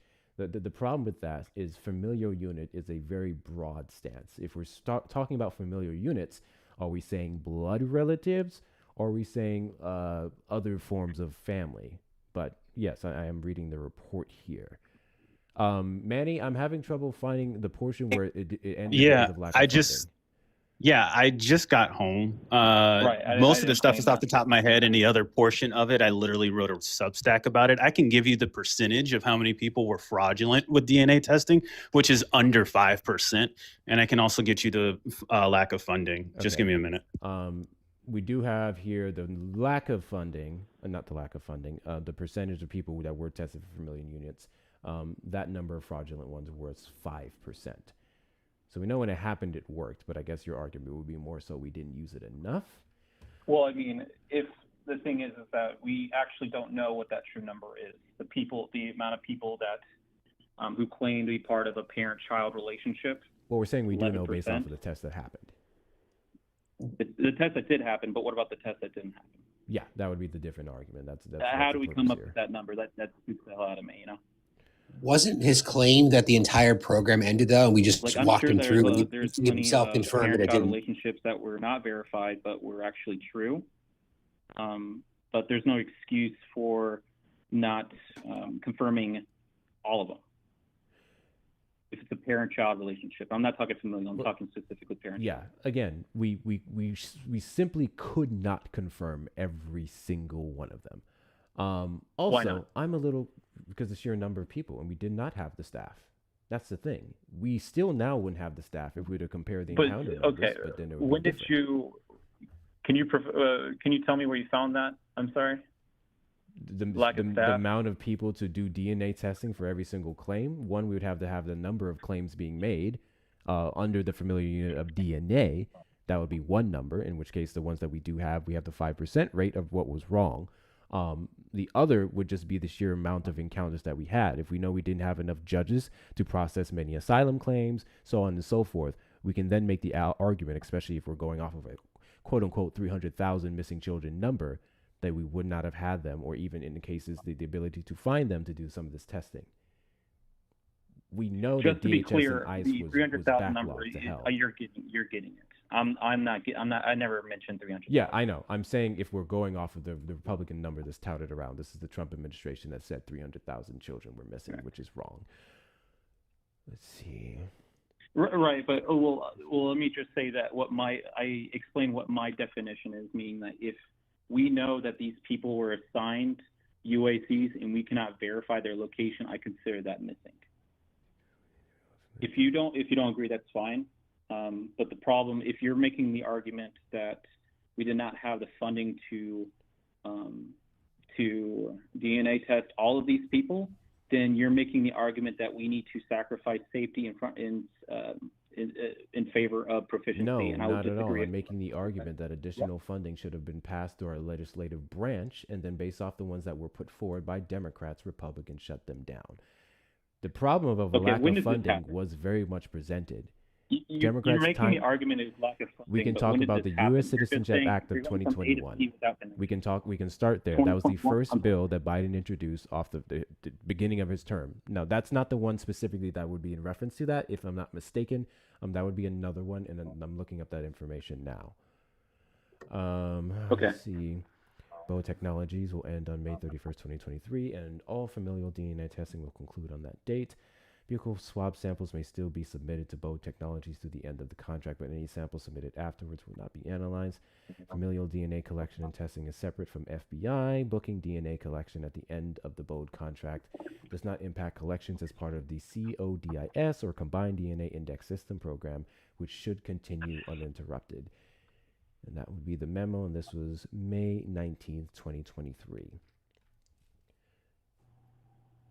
So the issue would be the program and when it was ended.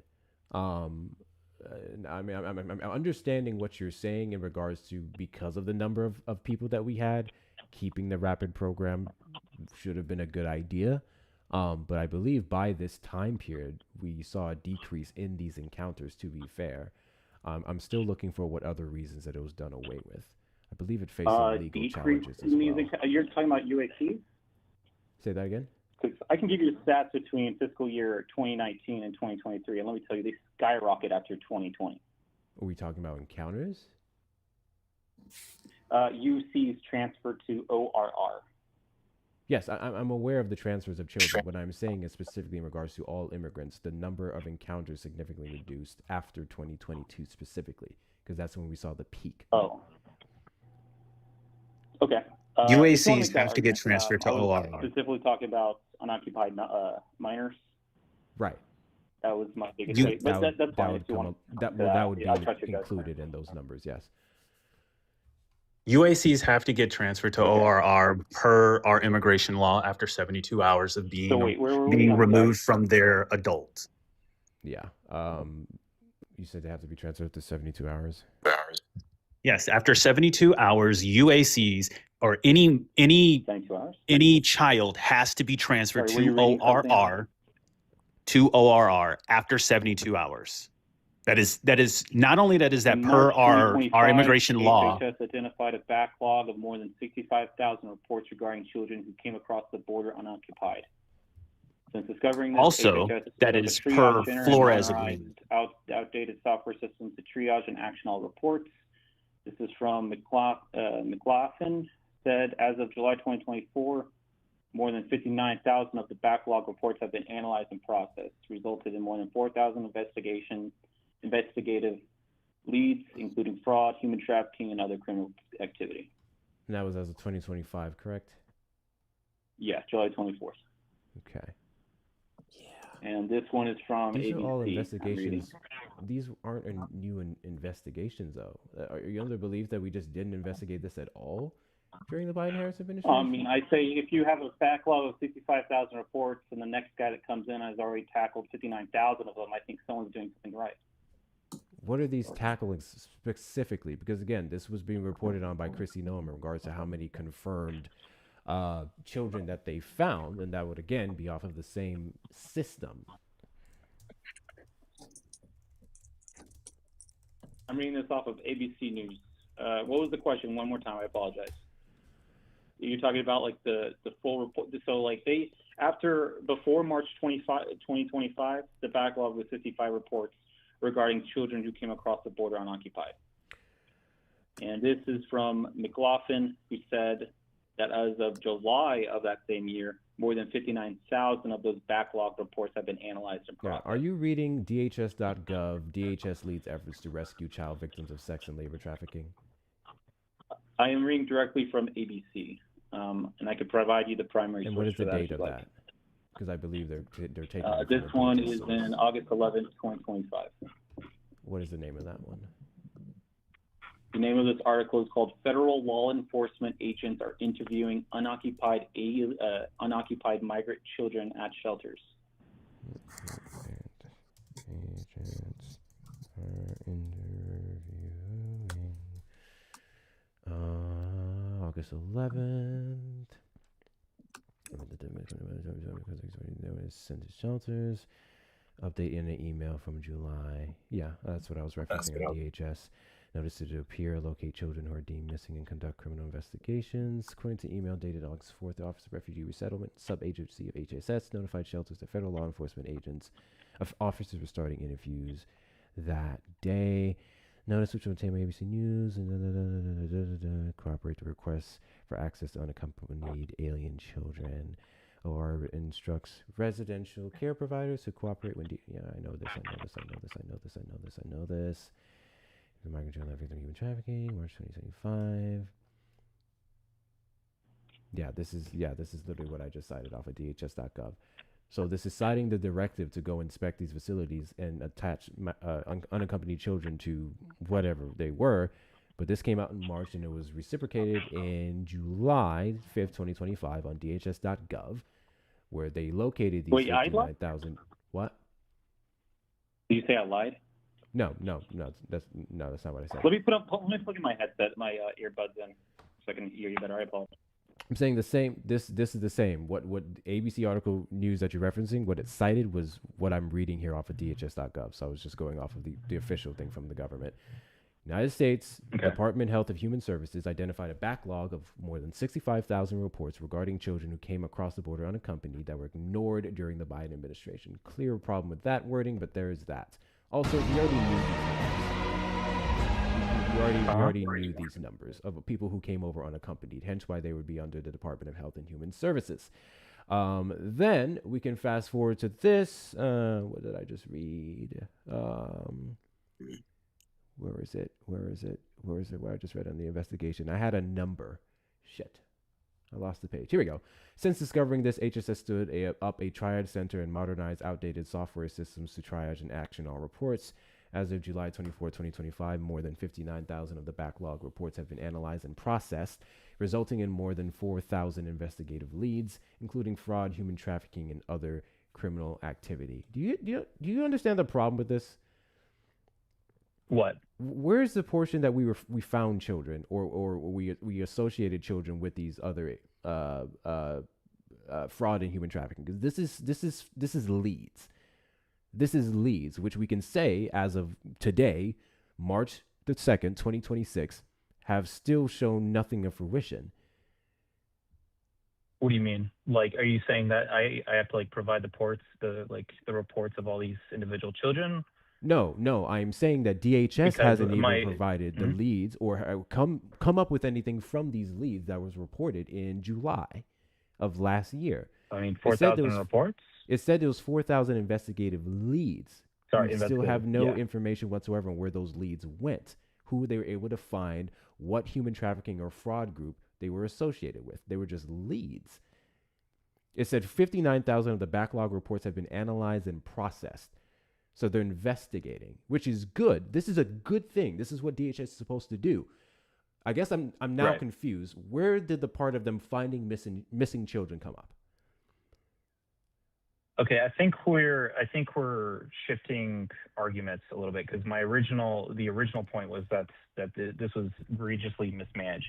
I wasn't using that argument to lead the fact that they that were missing. If you want to get into that number, where they derive that number, it has more to do with not issuing notices to appear to all UACs, which generates. That's not true. Notice NTAs went to every single person. Court dates, and without those notices to appear, the chance of tracking any of these people down is diminished. Like, we've already established that there's plenty of instances that we don't even know where these children are located. We just simply do not know. Yes. So and it's easy to make the argument that we got the ones that we have verified. Yeah, they shown up to their court dates. They were able to provide a blood test. I am talking about the people that we cannot verify, right? Yeah, and we can agree that the people we cannot verify are the problem. I guess your original argument, you're correct, was mishandling. That's what I'm really Okay, yeah, confused on. Where the No, I think it goes mishandling as was. far as mismanagement. Yeah, I mean that's my core. If we can agree with that, we'll agree on most things probably, right? That is my That's where central we point. come to Is this place of disconnect. That's where we come to the place of disconnect. You're basing the argument of mishandling off of what you're saying. We just didn't verify every single one. We didn't have these individuals go to every single home. I guess I'm trying to figure out how we would have been no, able to do we that. verified a vast minority of it. If some of them slip by, that's fine, but 0.1%, 0.01%, that's crazy. No. That's crazy. He's not reading that correctly. It's CBP administrated 314 0.01% familial DNA fraudulent. tests to verify biological parent-child relationship, and that represents 0.01% of all aliens who claim to be part of a family unit along the southwest border during approximately the same period. I just had it pulled This up here. and that is from the U.S. Department of Homeland Security Office Inspector General, posted July 17th, 2025. Yes, that's the document we just read. I had it here. Hold on. From September 2021 to September 2024, CBP conducted 314 familial DNA tests on about 0.01% of the 2.7 million aliens who crossed the border, claiming to be a part of a family unit. Yes, 0.01% were fraudulent. Right. And it says CBP did not increase familial DNA testing even after limiting testing revealed more than 14% of the administered tests indicate no biological relationship. That's crazy. CBP That's did crazy. not increase familial DNA testing even after limited testing revealed more than 14% of administered tests indicated no biological relationship. Well, that would be okay. So Manny, really quickly, what I'm confused on, because this doesn't mention the fraudulent part in this statement, that the 0.1% were of the ones we found of fraud.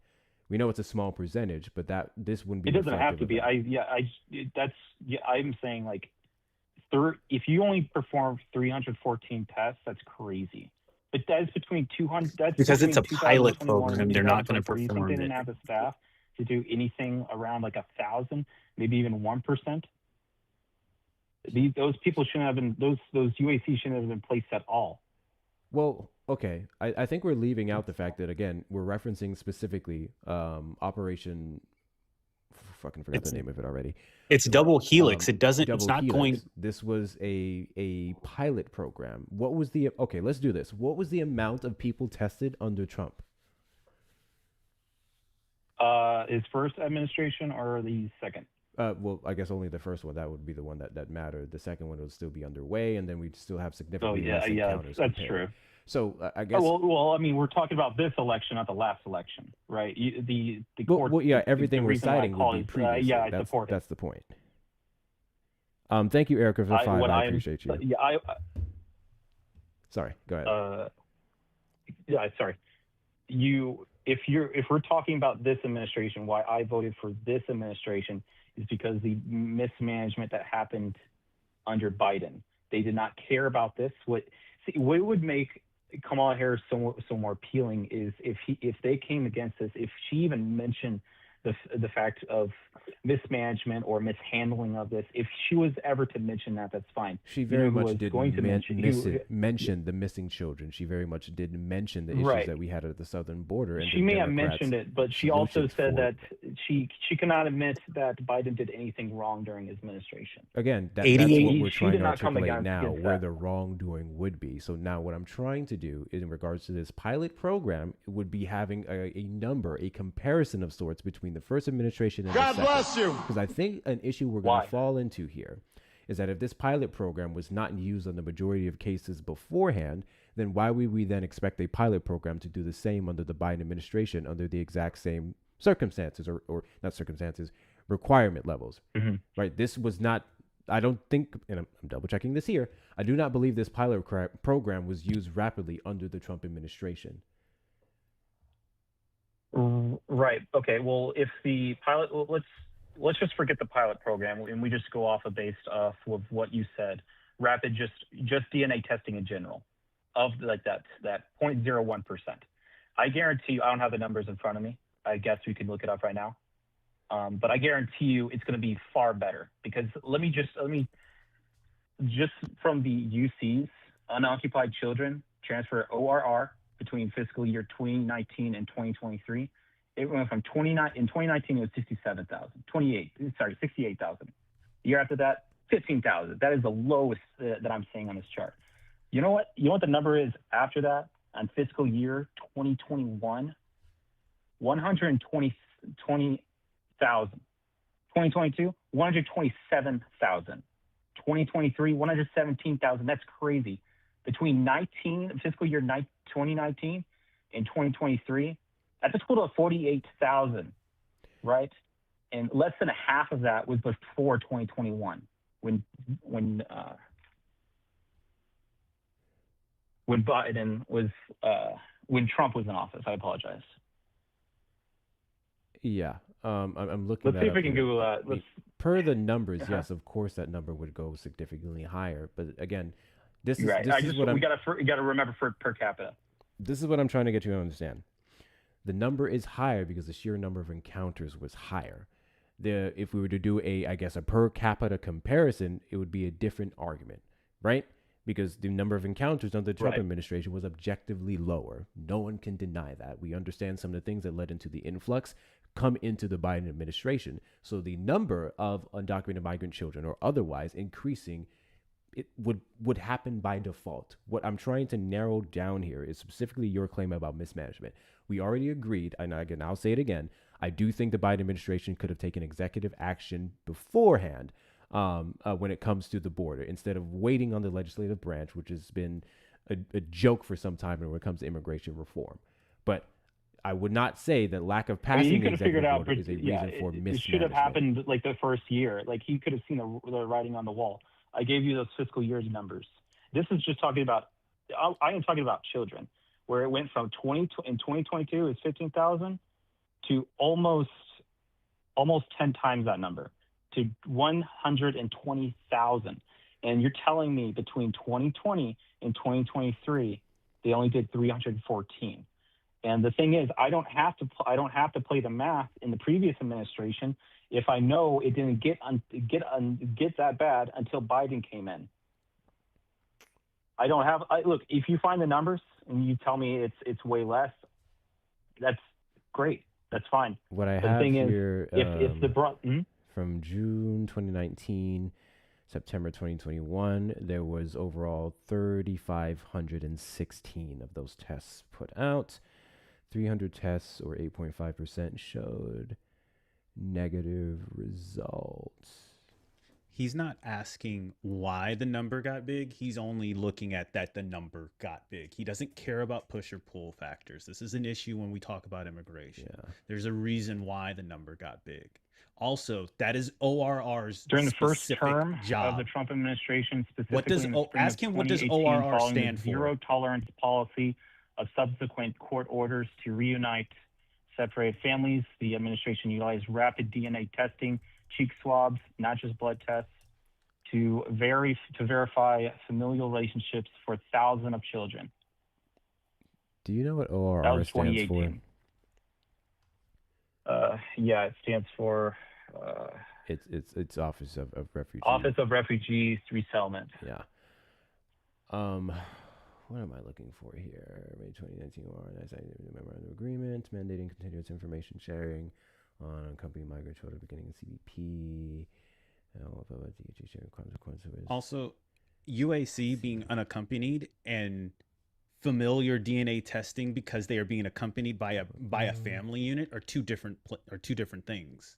Yeah, that's true too. They are two different things. So he's conflating unaccompanied children, So unaccompanied migrant children coming across the border a significant portion versus of nearly family 3,000 units. children separated from their parents, and that's just 2018, which is however many times between 2019 and 2023, assuming that I'm comparing those correctly.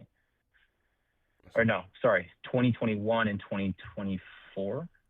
Let me double check. And that would be September. So let me see here. to be fair, we have several issues here. One being the initial argument basically was surrounded by surrounded based off of the risks to children when it comes to human trafficking, and many people claiming to be family members but they weren't. In that way, that would be the justification for the significantly lower number of rapid testing or the undoing of said policy by the Biden-Harris administration. Versus unaccompanied. Say that one more time. Say that one more time. That didn't sound right to me. Say that one more time. Unaccompanied minors coming across the southern border would be a separate argument from the amount of them that would have come over with an alleged family unit where we didn't test for, right? We're mixing up some things there. Unaccompanied minors is different. Okay, yeah.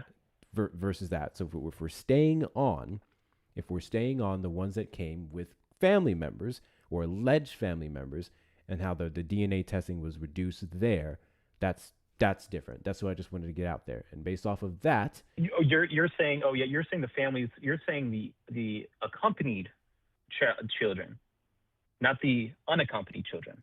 Yes, because unaccompanied would be a different number. Okay, I'm talking about unaccompanied simply because you mixed up harder, unaccompanied. It's harder earlier. to place That's why I mentioned that. Did I? Yes. Also, Title 42. Are you talking about the 3,000 number? Also, Title 42 number. Hold on, because that was from UACs, unaccompanied children. Yeah, you mentioned which is the same group that I mentioned. Yeah. What were you saying, Manny? Yeah, I suppose. Also, Title 42. It was a question. Unaccompanied minors are exempt from being expelled across the border. So when we have family units as well as children come across the border while Title 42 was enacted, the children stayed, the adults got expelled. That's a big factor. The children stayed and the adults got expelled. That was a court decision in November of 2020. The CDC. W's in the chat to Gucci for the $5 Venmo. His OG point was Biden stopped DNA testing. He was wrong. You brought up mismanagement, not him. Let's go, Gucci! Well, to be fair, he brought that up. His original thing was the mismanagement. And then one of the factors of it was, yes, the blood testing. That's correct. W's in the chat to you, Gucci. W's in the chat to you. And W's in the chat to Sean for the $10 super chat. I apologize if you thought my comment about the Marine was distasteful. No, I didn't. But please understand, I will not cushion an adult from the terrible reality of conflict, especially someone who's active duty. No.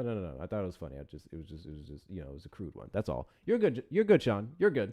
W's in the chat to you. I appreciate your support. Guys, best ways to do so is going to be the links in the bio or super chat or super sticker over on the YouTube side. Okay, so we've gone all over the place. So I'll tell you what I am going to do. We all can agree on the sheer amount of children who came over not being tested when claims were made of them being family units could have been a problem. Yes, but we understand that already happened. The best argument I can see in that regard is that we weren't doing it rapidly to keep up with the sheer number of those claims being made and the people coming over to the U.S. In which case, so be it. That's fine. I am still right, and they should not have been placed in the first place. If you cannot verify these people, you cannot place them. Well, hold on. That is where they weren't placed with those individuals. That would be a hold on. Let me look up something here because I think we're. Well, I mean, you have to be placed with someone, right? Let's see. ORR. I was gonna say. So what we'd be talking about would be, yes, you're correct, Manny. ORR. That would be the Office of Refugee Resettlement. Yeah. So this was yes. So this is where they would have been placed until we found sponsors or people who would take them. In which case, that wasn't always the individuals that came with them. Specifically, thank you, Manny, for that. Under Title. Well, these are unoccupied. These are just children that just showed up on the border. These are just kids that just showed up. They're unoccupied. That's the. They would still have to go to ORR per law. They would still have to go to ORR. Hold on. Right. That's fine. I just want to make sure we got our stats right. I am talking about unoccupied children. Yeah, they can have their parents, presumably the parents in the United States, but that's what it means by unoccupied. Just children just showing up. And it's not unoccupied, it's border. unaccompanied. It's not unoccupied, it's unaccompanied. You keep saying unoccupied. Unaccompanied. Right, UACs. Right. Did I say unoccupied? Yes. Unaccompanied, my mistake. Got it. Another stat that I found is, go ahead. I'm trying to find the specific process between the two because I think we're mixing them up heavily. Let me just do this. Bro is finding stats and doesn't know how to actually read the graphs. Enforcement and removal operations, which is, from my assessment, was also egregiously. Because I'm aware specifically of the issues with ORR, and I believe that was even cited in the whistleblower report. Let's see here. At this point, ERO officers at one location estimated addresses were incorrect 80% of the time. During one visit, the audit team and the ERO officers attempted to locate 2 addresses where HHS frequently released UACs. However, these addresses did not exist. In fiscal year 2023, HHS OOR released 34 UACs to these non-existent addresses, and 34 UACs released to these addresses were only 2 were in immigration proceedings, whom of which subsequently failed to appear in court. Yeah. So hold on. This is God bless you. That I'm having with those reports. We know some of these addresses not exist, but where were these children dropped off? Were they dropped off? Yes. I'm saying like I'm talking about one location. 80%. Yeah. This is you can consider this anecdotal. That's fine. But this is from a direct audit of the ERO offices at one location. That's it. But incorrect, like 80% incorrect. Oh, yikes. And that was in regards to one address you mentioned? Yeah, for one location. It is from 80% of the children were what? This was from one location. Let me just verify I'm getting it from the right one. Yes, this is from the Office of Inspector General that we mentioned earlier. This is the March 25th one. I think there was also a July one. Would have. Why didn't we continue the reunification program underneath at multiple Biden? ERO locations we visited, officers noted a reoccurring concern about receiving incomplete or commercial addresses for UACs instead of residences. We had reunification program underneath Biden. We had the Reunification Act of 2024 and 2023. We had different bills to handle this that Republicans didn't want to pass. There was another agency involved. If like I said, I'm sorry if I keep jumping. If you want to go back to one of the other topics, that's fine. It's just, it is obvious to me something went wrong, and I did not see that solution from Kamala. What went wrong was Title 42. Title 42 removed children from their would-be parents. That's assuming if you're a single issue voter. Not everyone is, but that's my perspective, and feel free to challenge it. Yeah. So specifically, we can talk about the Family Reunification Act of 2024. Oddly enough, this was introduced by a Republican and didn't go fuck all in Congress. That's a huge goddamn issue. There's also some other. What was it we talking about? Family Reunification Act of 2024. It was introduced and never went. Okay. This act also proposed DNA testing to confirm family relationships. And there's also, there's more than one. HR 5560, S5423, and HR 8804, the one I just mentioned. And that one. The rapid DNA testing, who voted against it? Say that again? That wasn't a vote. That wasn't a vote, no. I'm talking about the bills introduced into Congress. It just didn't go anywhere. This one specifically that would have proposed that DNA testing. I don't know if it would use that program or anything specifically. I guess it would have had to, considering we already tested. Let's see what it seems reform the family grants. Reallocating unused family-sponsored and employment-based visas, allowing spouses, permanent partners, and minor children of lawful permanent residents to be considered immediate relatives. Raising per-country visa limits from 7 to 20% and doubling the number of visas for sons and daughters. I'm not going to lie. So the more I'm reading here about this is not something I'm going to pin on any one president. I'm not going to pin this on Trump. I'm not going to pin this on Biden.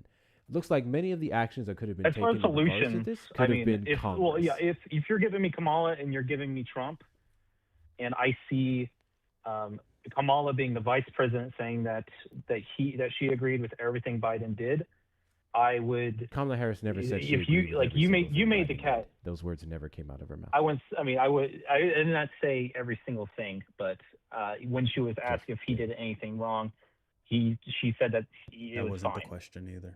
I saw that from one interview. It's totally possible she went back on her word, changed her mind. I did not see that leading up to the election. So the only people who specifically were in the talking View about interview this that was you're Trump and his referencing, team. that is, yeah, they're talking about it providing no solution. So what happened in the View interview where she was asked if there was anything that she would do specifically different from Biden? She said nothing came to mind. She doubled down on her record of the good that they have done, and near the end of that, she did provide a response.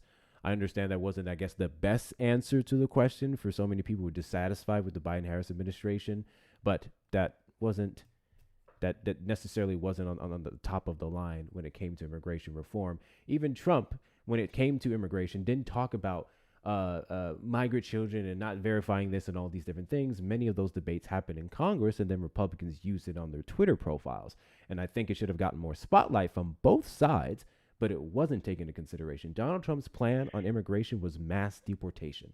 That was it. That was the gist of it. He hasn't been addressing this migrant child crisis. A lot of the things that were introduced into Congress weren't touched by either fucking party. And I think we need to have a bigger conversation about that, about why every single time immigration reform seems to be put forward, both sides played around, at least up until 2024 when Democrats decided to take it up and every Republican in the Senate but one voted against S4361. If you want to have a conversation about that, I am far less knowledgeable of it. All I know that's is that when separate. it came to That's UAPs separate, to and be children. fair. Well, no, yeah. That's totally fine. I am saying if I was a single issue voter and I saw how UACs were handled between Biden's last term and the beginning of his term, I suppose, because I don't have all the He's not paying attention to how things were handled. He's only looking at a in number. Trump's first term. But they were marginally better than this one. And Reunification the way that program reunited children with their for families. instance, you can call it a lie or not, but the 300,000 number did have some proof to it as far as there's a lot of ambiguity surrounding what means to be lost or misplaced and stuff like that. And I'm saying that if you cannot verify the location of these children, I consider them lost, because with CBP, if CBP came to you and you said you don't know where your child is, you would go to jail. No, right? but And I CBP don't didn't see why come you to cannot about make that. Do you understand how many of those reports and the numbers were simply based off of not being able to contact the individual? That could have been because they didn't answer. Right, the and there's phone. no excuse for that. It should not just be through a phone. You should be here in person, the very Again, least. that's not ramped up under the Trump administration. While I may agree with you there, that is not something that the Trump administration has changed. The number just touted around recently by Christy Noem of 100 and something thousand children were not HHS or any other official going home to verify their children. That number has not been confirmed via that method. They're using the exact same method. I just gave you a statistic at one of the ERO offices where they went to go release these UACs, and these places either didn't exist or they're commercial locations. What? Hold on. 80%. I have given you a statistic about the ERO. Look at what just one of the ERO locations. Here's the problem. You keep bringing up the numbers of funny business or suspicious things. What I'm saying is the process to change that has not changed under this administration. We verified, as you admittedly said, some of the issues with HHS, with ORR. Well, we verified all of that in the Biden administration. The whistleblower reports that you're talking about happened under the Biden administration. Democrats even testified to some of these things. The process is to change that policy, to make it better, to track these children, to ensure they're going to the right locations, have not changed. Inspections already took place. What in evidence do you have of that? Maybe not camps is the Like, right word. is it just Centers. not? Are you not finding it, or like? Can you cite me an article saying that there is no improvements?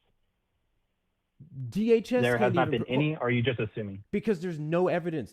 DHS has not posted a change in policy. DHS only said, we found this number under Biden. We found this number then. We found this number then. We verified this. What about That's the all they backlog said. of 60,000 reports regarding children that have finally been addressed? They've knocked out 59,000 of them. No. I literally just read this in the article that you cited in ABC. In March 2025, HHS identified a backlog of more than 65,000 reports regarding children who came across the border unaccompanied that were ignored under the Biden administration.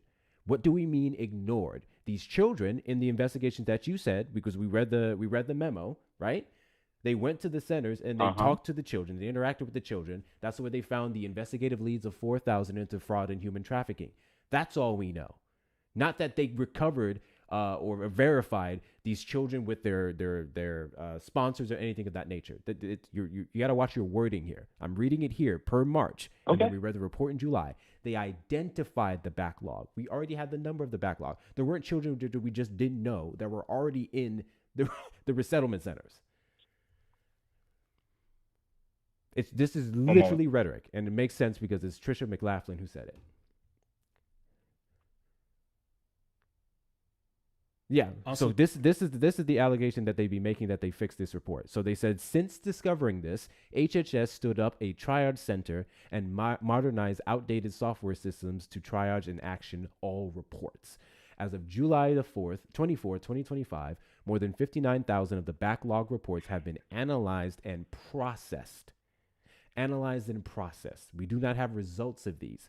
We don't know where these children were supposed to go, who they were supposed to be with. This is just saying they reviewed the number that they found, or at least 59,000 of the total 65K.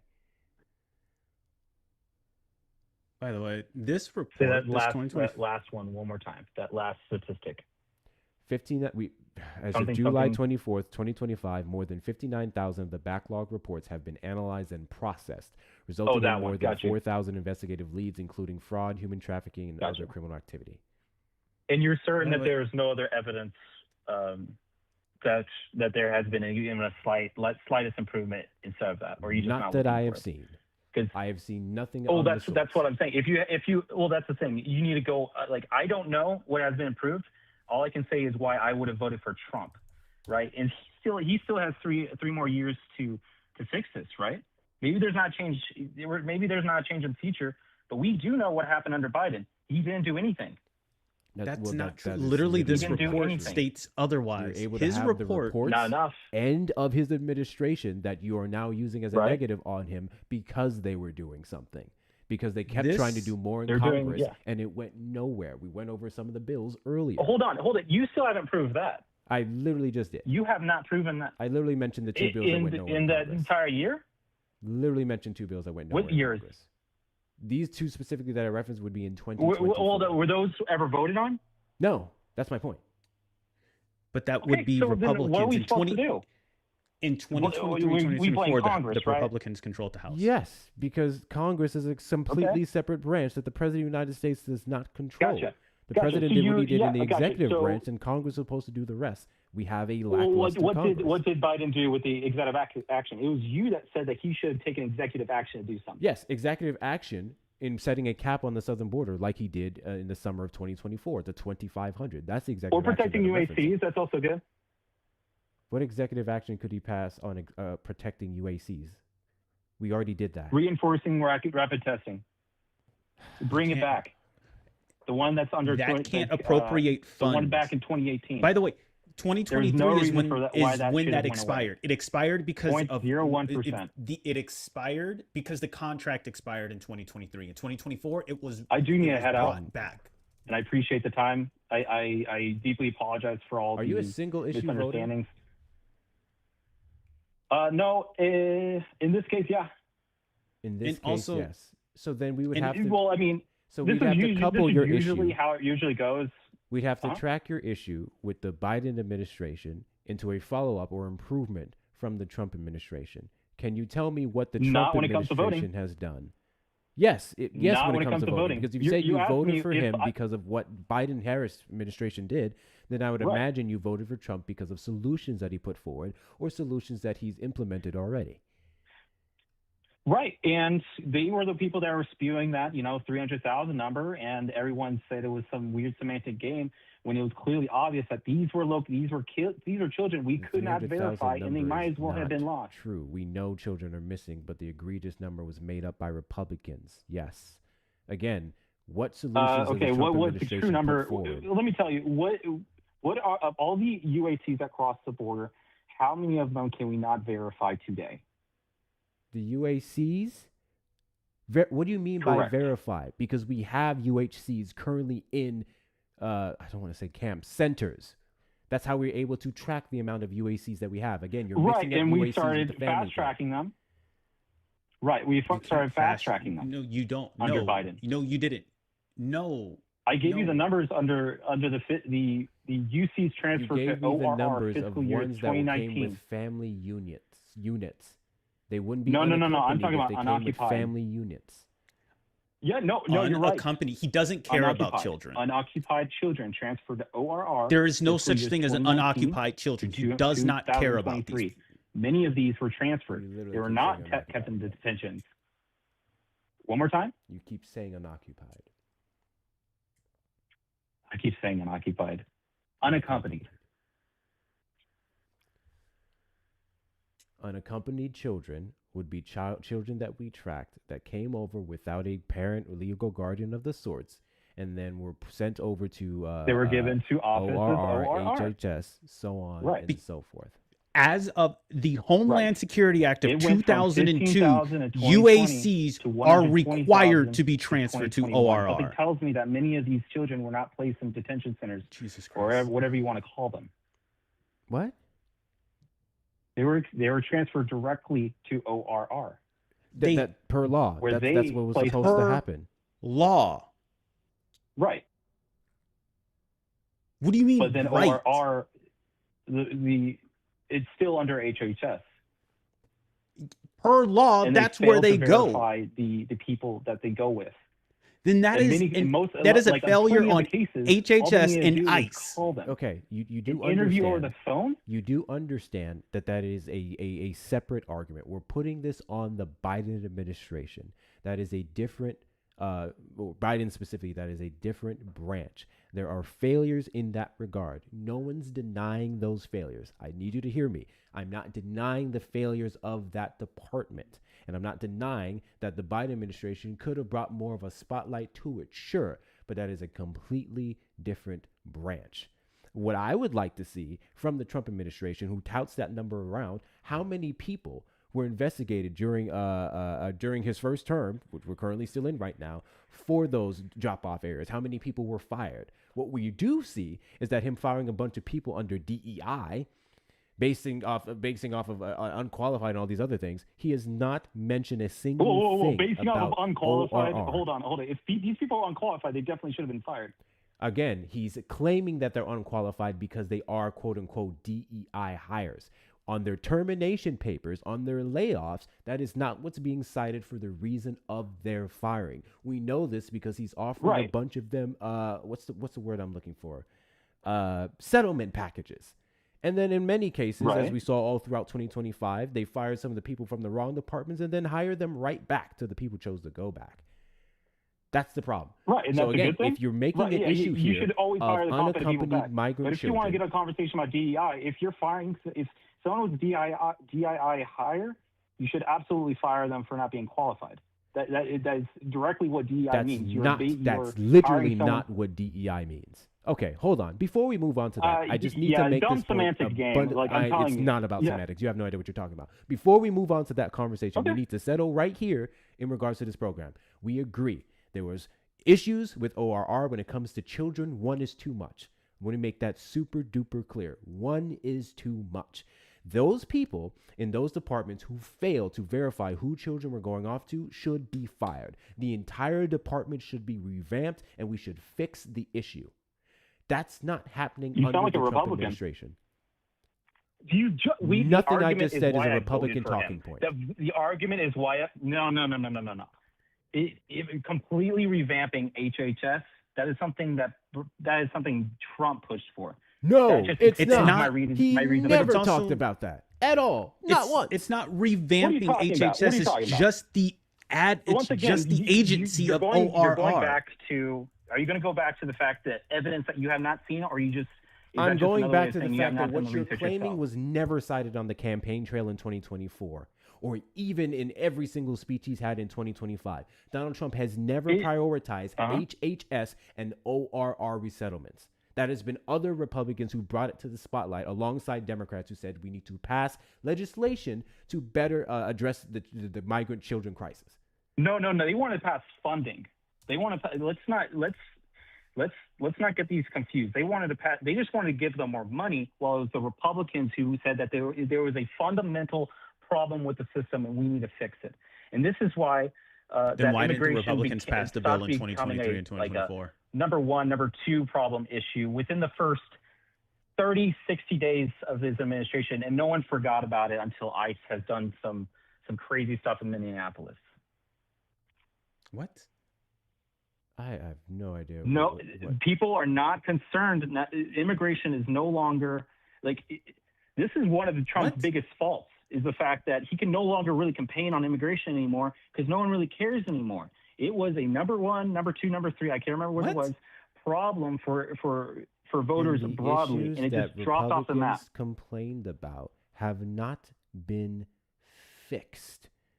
Friendly reminder. Okay, that when but he consolidated 28 Uh-huh. divisions in HHS to 15, fired 10 to How many years- 20,000 God bless employees, you. and none of which of them, from what I can see here, were involved specifically in regards to their allocation of children to ORR and resettlement. He has not talked about this or touched this ever. So if you're to say you're a single issue voter and the way the Biden-Harris administration handled this is a reason why you grossly couldn't vote for them again and you voted for Trump instead, but your follow-up is, or objectively, because I'm looking it up here, that he's done absolutely nothing to fix that issue, then what are we doing? Okay. How much time, does he have to get it fixed the first year that he's in? Look, there's He at least has to talk about it, because he can't do everything in the first year. He at least has to talk about it. He has absolutely talked about it. He has absolutely Give talked me an about example. this Give me a time. This is 300,000 number something that you you should don't easily like be able to hearing. find. Better yet, you've been looking up stuff this whole time. Please tell me where, because I've been looking. I haven't been touching my keyboard. I've been just talking to you. You literally were reading reports earlier. And oh yeah, but no, if we're talking about this administration, I thought we were still talking about the fact, okay, why did I vote for this person over this? And the central argument that I made was gross mismanagement. Gross mismanagement. You don't even see. Here's the beauty of it. Right, exactly. Gross mismanagement. So you'd be ignoring every other issue because listen. No. You said that it has not been fixed, right? Hasn't been fixed underneath any administration. Should we pan this out for 4 years? No, pan it out to 40. No, assuming that pan nothing's been done. 40 I'll years. give you the benefit of the doubt.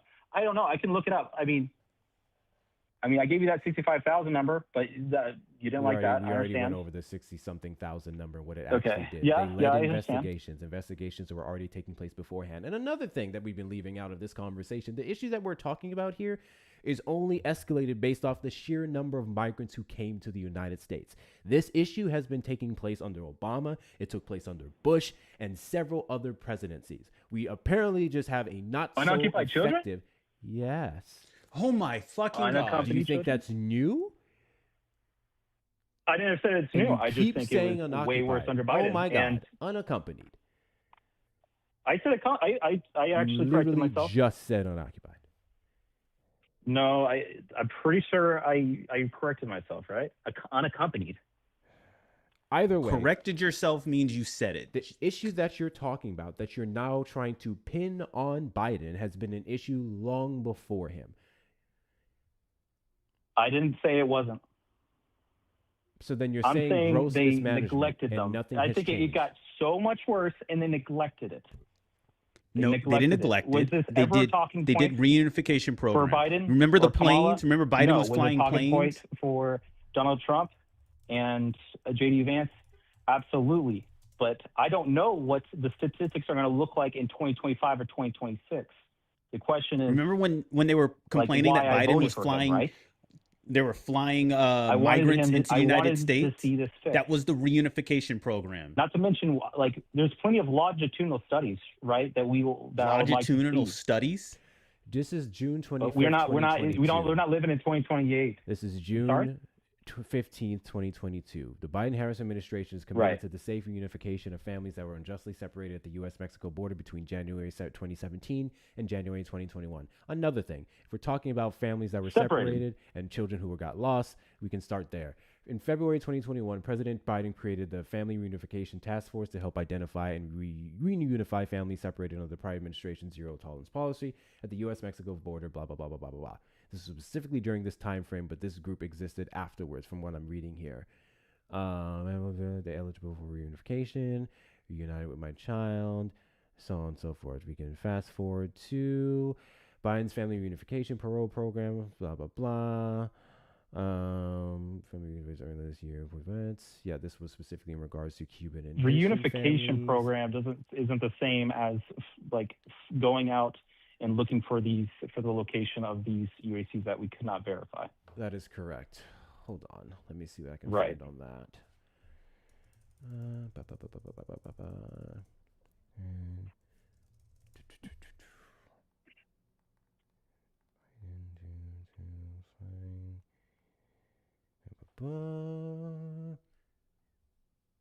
Friendly reminder, we're going down this rabbit hole of like nitpicking at everything Biden did, and Donald Trump is nothing different.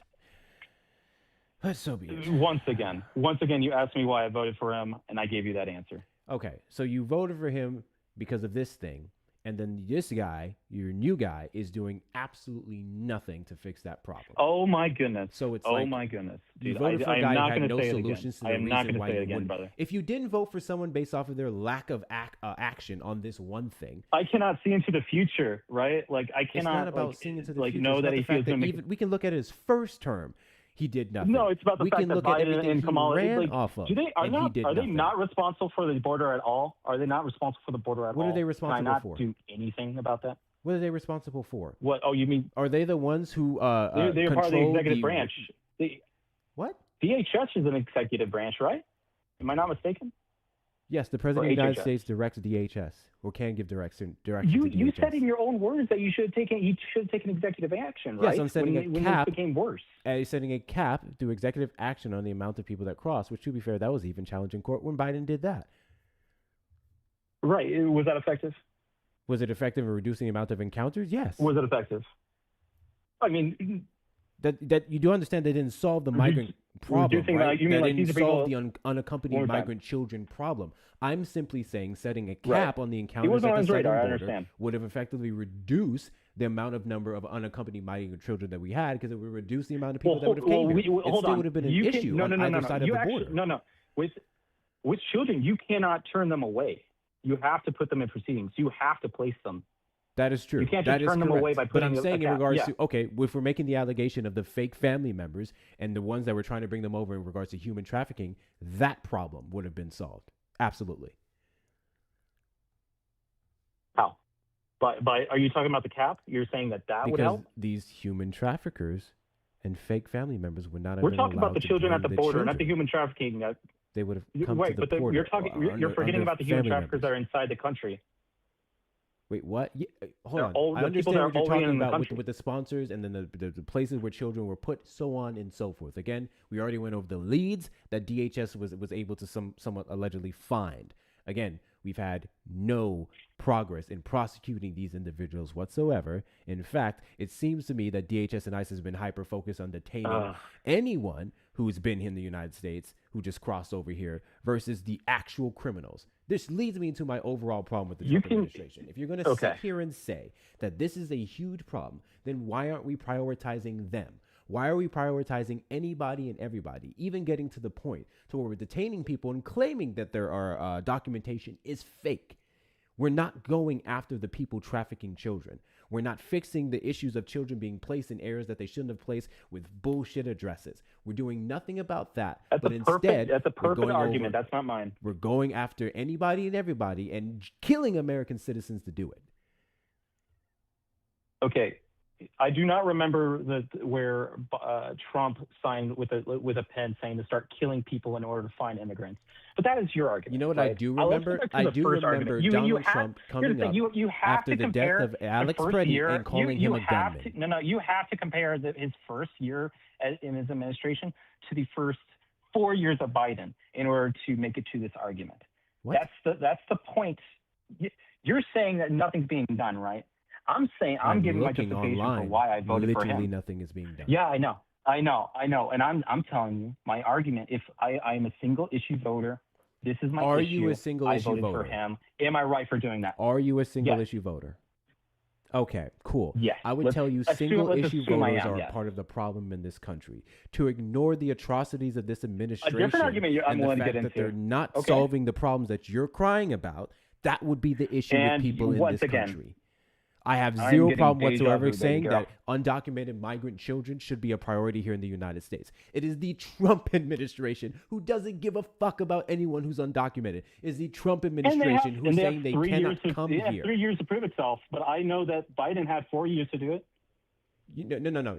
You don't get I those see a 3 problem. years of I see a proving problem in the himself. government. He hasn't done anything this whole time. He's had an entire year. If we're to You tout, can keep saying that, but the if we're to essential argument tout was why that I voted he's for him in the quote first unquote place. So I have to say it 93%, again. bro. DHS came out. The Trump administration has been patting themselves on the back by saying by February, 95% or 93, 95% of encounters were reduced prior to the same time last year, which is boldface. They used last year for an example. They would not be they'd be ignoring what happened at the end of his first term. They're touting that around. They're touting the record low numbers. They're touting all the criminals that they're catching, but they don't have a single solution to the missing children. Which, to be clear, once again, you're the reason touting that. You're the person touting that around, not the Trump administration. No. They don't care. I am not. They don't care. No. The argument. I am going to say this for the last time, my man.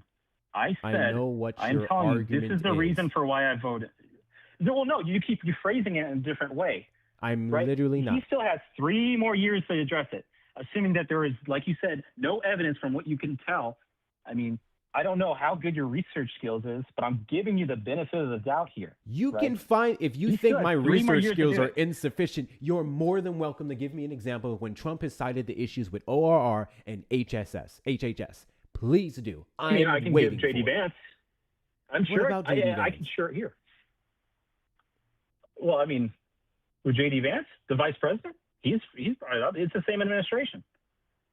He's touted You know, around Kamala what, the Harris was 300,000 tasked with missing trying to children enforce- lie? Yes, he's talked about it. I'm not going to deny the fact that he may have Yeah, it's mentioned it. not a lie. Solution. To me, it's not a lie. The When you say you cannot 300,000 verify number someone, is a lie. Yes. Okay, explain it.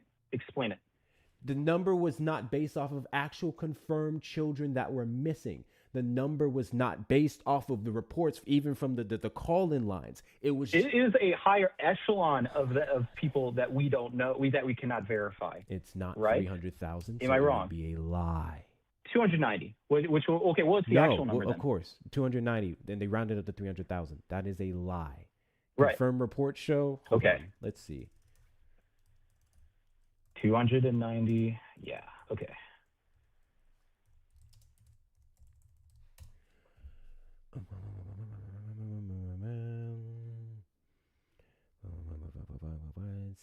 Not to mention this number also references. Hold on. Let's go The back. claim come from DHS Internal Watchdog report last year found that ICE has not served notices to appear to more than 291,000 unoccupied migrant children. The Trump says Internal Watchdog warned them in the past. 325,000. Republicans began making claims that more than 300,000 unaccompanied children had been lost after the Department of Homeland Security released a report in August which showed that Immigration and Customs Enforcement, or ICE, did not serve notices to appear in court to 291,000 children between fiscal year 2019 and May 2024. Friendly reminder, fiscal year 2019 would cover 2 years of the Trump administration. Additionally, 32,000 unaccompanied children failed to show up for immigration court dates from fiscal year 2019 to 2023. Notably, around half of this period occurred when Trump was president. The report did not specify the number of children who missed court appearances under each administration. While the DHS report stated that children who did not attend their court hearings can be at higher risk of being trafficked or exploited, it did not say that the total 323,000 children referenced are unaccounted for or missing. The Trump transition team did not respond to requests for clarification on Trump's claims. Of course, they fucking didn't. In response to the DHS report, ICE said delays on 291,000. Court notices to some of 291,000 unaccompanied children may stem from some being eligible to apply for asylum or legal status. In some cases, that process might be allowed to play out before ICE sends them a court date to begin removal proceedings. That's not a missing kids problem, it's missing paperwork. In the cases of the 32,000 minors who missed But you can't immigration, verify that. You cannot verify that. You cannot verify that. What do you mean I cannot? You cannot verify if it's a missing paperwork problem or these people are intentionally malicious. You know how I can? You know how I can verify that? DHS and the How? recent report they just put out How? of the 100 and something thousand that they confirmed.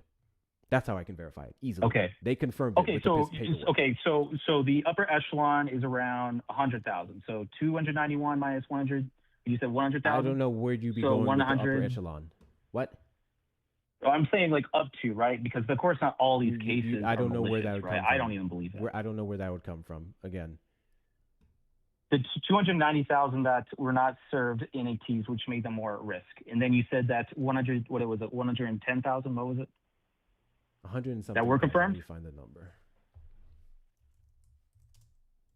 Which she hasn't even confirmed this, but so be it. Wait, you were just reading it, right? Did you close the tab? No, I just know that off the top of my head. Give me a second. Okay. I mean, I'm literally. Hector, I sent you the report on Discord. Okay, no, I'll trust your judgment. Say that again, Manny. What is this? What is this? What is this? Which one? Effectively monitor location and status of all unaccompanied alien children after federal custody. What is in this report, Manny? As of January 2025, ICE had not served NTAs on more than 233,000. It's not 200. Did you ask me it's something? Not 300,000. No, hold on. So that report specifically states by the same report that he's citing, OIG. That's the OIG report that he's citing. And that's the OIG report that all your sources are citing that are saying it's 290. It's 233,000, and it's not missing. It's NTAs were not served. Got you. The confirmation as of March of 2025 was that it was 230 something thousand missing children. This was put out by the Office of Inspector General. And again, that still wouldn't be missing. This would be ICE cannot effectively monitor the location and status of all unaccompanied alien children after federal custody. And this would be what was verified. Gotcha, so 230,000. They still wouldn't be missing, but sure, the number would be more so 230. No. I already explain to me where this logic fails. If I come to you, you have a child, and you tell me you cannot find them, you would be thrown in jail, right? You think that makes sense, right? That's not how that would work. That makes sense, right? But okay. No. If you lose a child, if you cannot confirm the location of a child, that is on you. CBP, like Child Protective Services, absolutely have a duty to follow up on them at the very least. One of the methods. No. If you cannot verify the location of your child, you go to jail. The address, right? So maybe the address is different. The phone number could be wrong. They could not have updated information on a recent move that these individuals have had. It's not hard to lose track of these things. Then that's despicable. God. Again, this would go into the problem. Not hard to lose. This would literally go into the problem overall with how we address this is what. Yeah, you're going to talk about the current administration, right? Any administration. We don't allocate enough money, enough manpower to verify. I have not seen that. Verify all of this information for people who would be considered undocumented, because the United States doesn't give a fuck about undocumented people. You're complaining about a problem that Democrats are actually trying to address. Exactly my point. We are trying to treat undocumented migrants within the jurisdiction of the United States per the Constitution as the exact same that we treat American citizens. The Trump administration doesn't. Right, and you go to jail if you cannot verify the location of these children. Why are you what the fuck are you talking about? Yeah, dude, CBP, if you cannot verify the location of your child, that is essentially missing. If you said, I don't know, I cannot confirm. Can we go arrest CBP because they can't verify the identity of a child? What the fuck are you talking about? What kind of fucking comparison is that? No. If we can, the argument I'm making, if you could do it with CBP, why don't we do it with ICE? Why don't we do it with HHS? Who would we be arresting? Why don't we do it with the ORR? The people that are supposed to be. So we'd arrest ORR. Looking after these children. We'd arrest what? Arrest ORR. I'm not part of the legislator. I don't make the solutions. I identify problems and I vote the way that I think. I just had it here. Are you seriously using the argument that I don't The state of DHS under President Trump and Secretary Kristi Noem. This was February 24th, 2026. The number they cited specifically is 145,000. No. Let's go back. Explain to me why there shouldn't be serious punishment to people that lose their children. If we're going I to lost my child, punish, I would go to jail. if we're going to punish HHS these lost individuals children, who lost children, and the loss was based off of Uh-huh. literally dropping children in cornfields, that I'm all for. 6,000%. If we have reports of agents that drop children in cornfields or drop children at random housing locations that have nothing to do with not only the people who said that they were sponsors, but individuals that we don't even have in the system overall, we can have a serious conversation about the prosecution. If it's the government, right? it's okay. Because say a human trafficking ring has ties into ORR and HHS, right? Where the employees there would work with them to traffic children via these mishaps and missing reports. I'm all for investigating these people. The Trump administration has not investigated them. He has not led or talked about investigating how once again, the operations of HHS and ORR. I already made the argument. I have already made the argument. I'm not going to say it again. You can, like I said, if you want to compare the first year of Trump's presidency to the first 4 years of Biden's, go for it, brother. It's not about comparing the first year. Did you miss the part where the exact same circumstances took place under Trump's first term? Is that what you're conveniently leaving out of this conversation? This isn't a one presidency, one term, 1 year to 4 year pattern. This is an American pattern. This is an American pattern. Once again, I didn't say it was new. The reason I did for not say it was new. You said this is enough for you not to vote for Biden, and the issue is still ongoing. And we don't have any solutions for the undocumented migrant problem, whether it's minors or otherwise, because Trump is violating their due process. Trump is not allowing them to claim asylum. Trump is killing them, or at least violently attacking them in the streets via ICE. Or ordering ICE to do these things. How come? So again, how come Biden making this responsible argument for that you anything care that so much about this one issue doesn't track when you seriously. voted for such a draconian president. Why isn't Biden responsible for anything that DHS did, but Trump is responsible for everything that ICE did to the extent Can you of tell? killing Okay, these cool. people? Let's. No problem. I can answer that question. I can answer that question. I can answer that question. Can you tell me when Biden ordered DHS to lose children?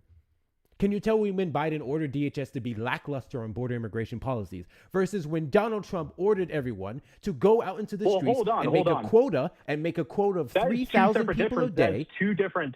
Oh my God. No. That is way different. It's not. We're going executive branch responsibility on the departments in said region. That is the argument, right? So I'm blaming Donald Trump for what he's allowing ICE to do because he's essentially directed them to do so when they're allowing you to bust into homes with administrative warrants and not judicial. You said when you're defending the gunmen of American citizens by calling them shooters and everything else. To go kill these people. What? I am looking for it. What you said that Donald Trump directly killed these people. Right? No. Not directly kill these people. No. You said that he's killing people. You said you did not. You're saying that he's directed to kill people. When did he direct people to shoot people in the streets? No.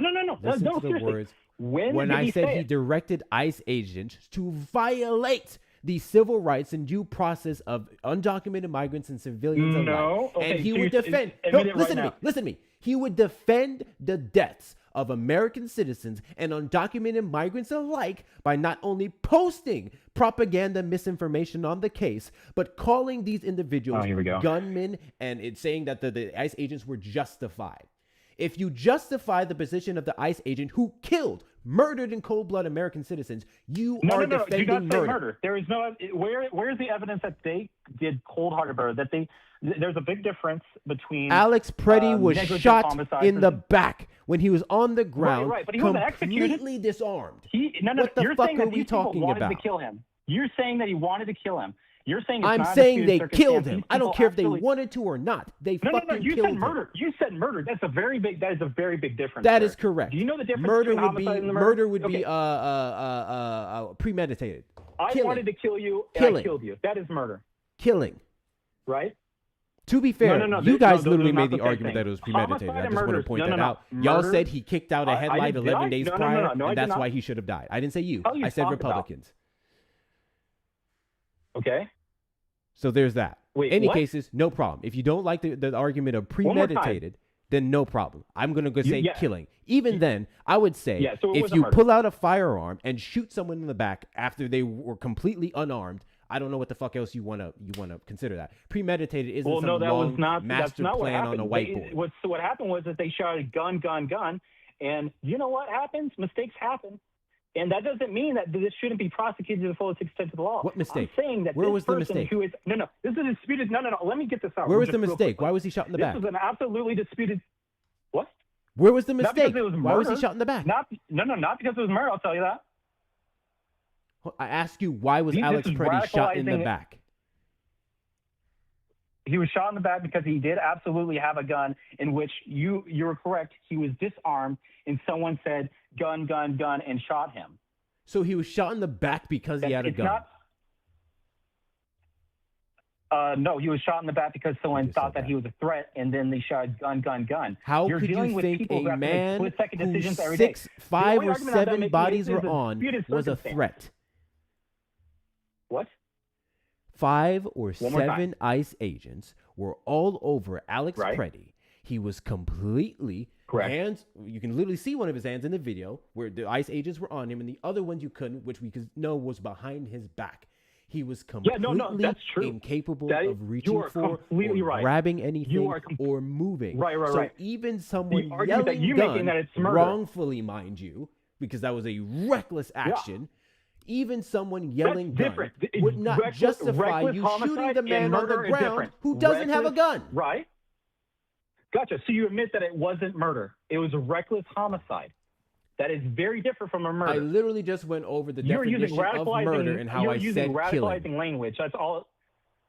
No. Homicide and murder are two different things. You Oh my absolutely God. did say murder. What did I Do just you- fucking say? Do you agree it wasn't murder? Hey, listen to the words coming out of my fucking mouth for 2 seconds. Right. I literally said earlier, you're right. Murder would mean premeditated. I then followed up with how Republicans gotcha. have made Okay, that cool. argument, and then I said killing. I don't know why you think that would change my position on it, but so be it. For the sake of this conversation, I will not use the word murder. Kill it. They killed him.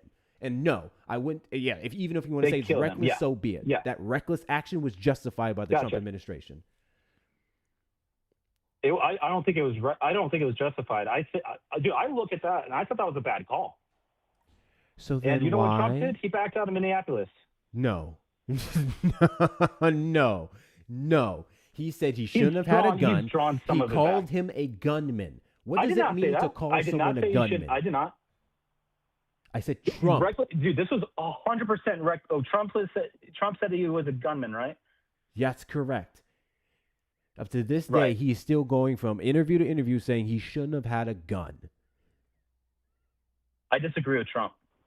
Okay, then. Congratulations.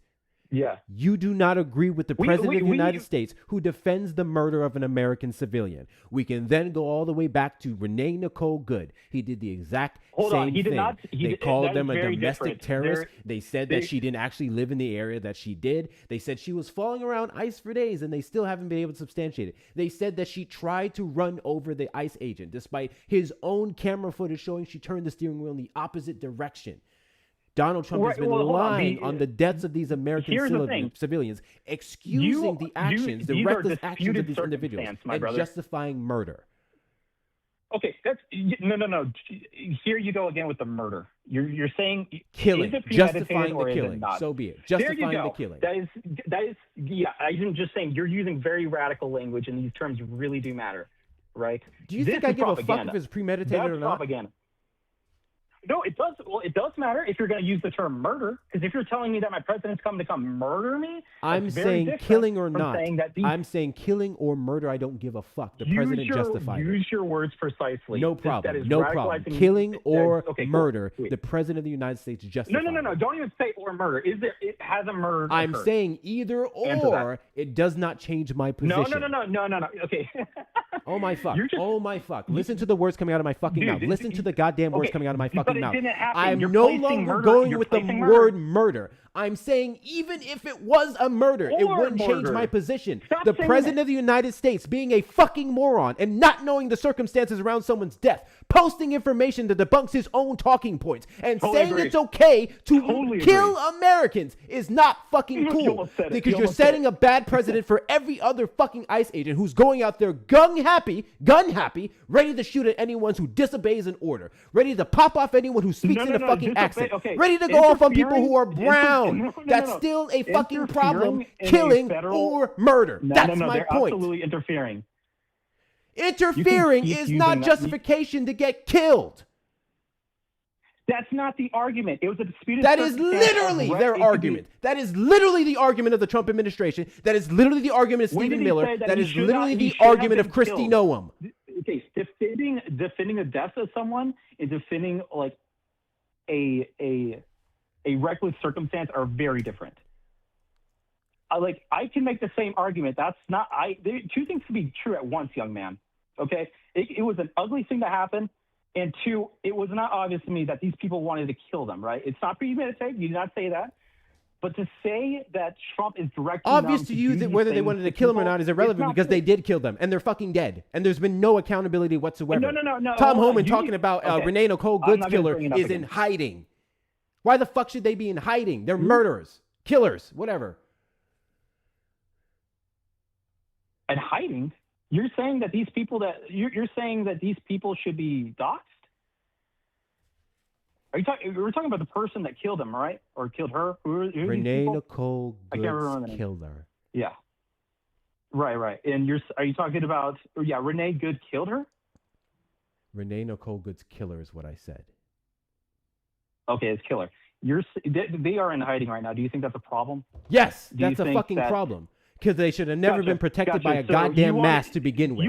They should not be put in hiding. Dude, you they should face understand the trial moment they just figure like out who that every person other is? person who would You know, kill Americans. We They should be we shouldn't facing trial endanger and their their name family, would be you know? blasted You know, everywhere. just because we don't fucking like them. Okay, Yeah, fuck their so family, we I no guess, longer you know? prosecute anyone and bring them to the light because of their family members, No, right? we can Any prosecute killer them, but whatsoever there's should a be process to protected by this. the government because of what could happen to their families. Is that what the fuck Why we're can't going we with have right both now? of those things? Can we pursue people? Like, can we actually prosecute them and also protect their family? Are those things mutually exclusive? What? The moment that person exposed, their family is at risk. You were talking about Renee Good's killer, right? And you're defending why we shouldn't. There has expose been them no to the evidence world? whatsoever to support the claim that their families have been at risk.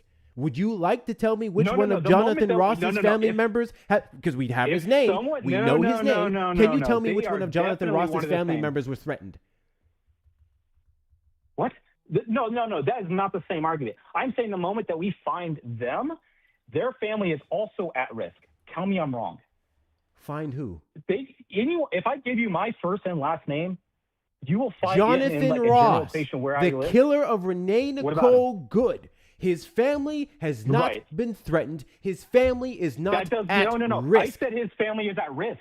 His family is at risk. If At they risk were of to what? be- if his Because they've been identity was fine so exposed- far. No one has smoke for his family. They have smoke No, for him. that is a stupid argument. I am saying their family is at risk, not that their family is at risk the moment we expose his identity. How does that not make sense to you?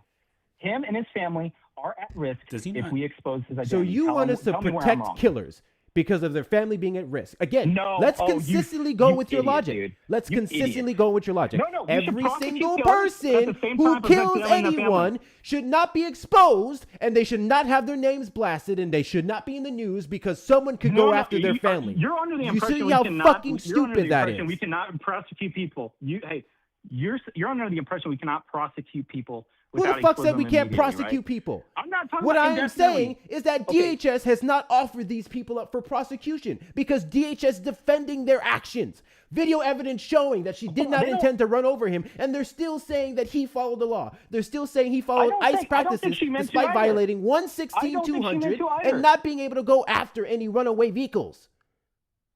No, what I am saying, okay, in that situation, if I was, the killer of Renee Good has been in the past dragged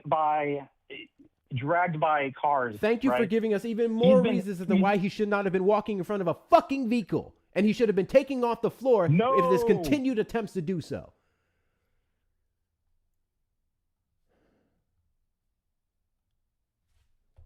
Take a breath. All right. Let's look at that one more time. The argument that needs to be proven when this is investigated and when they are prosecuted, all you had to prove within a reasonable doubt that his life was at risk. Right? Two things could be true at once.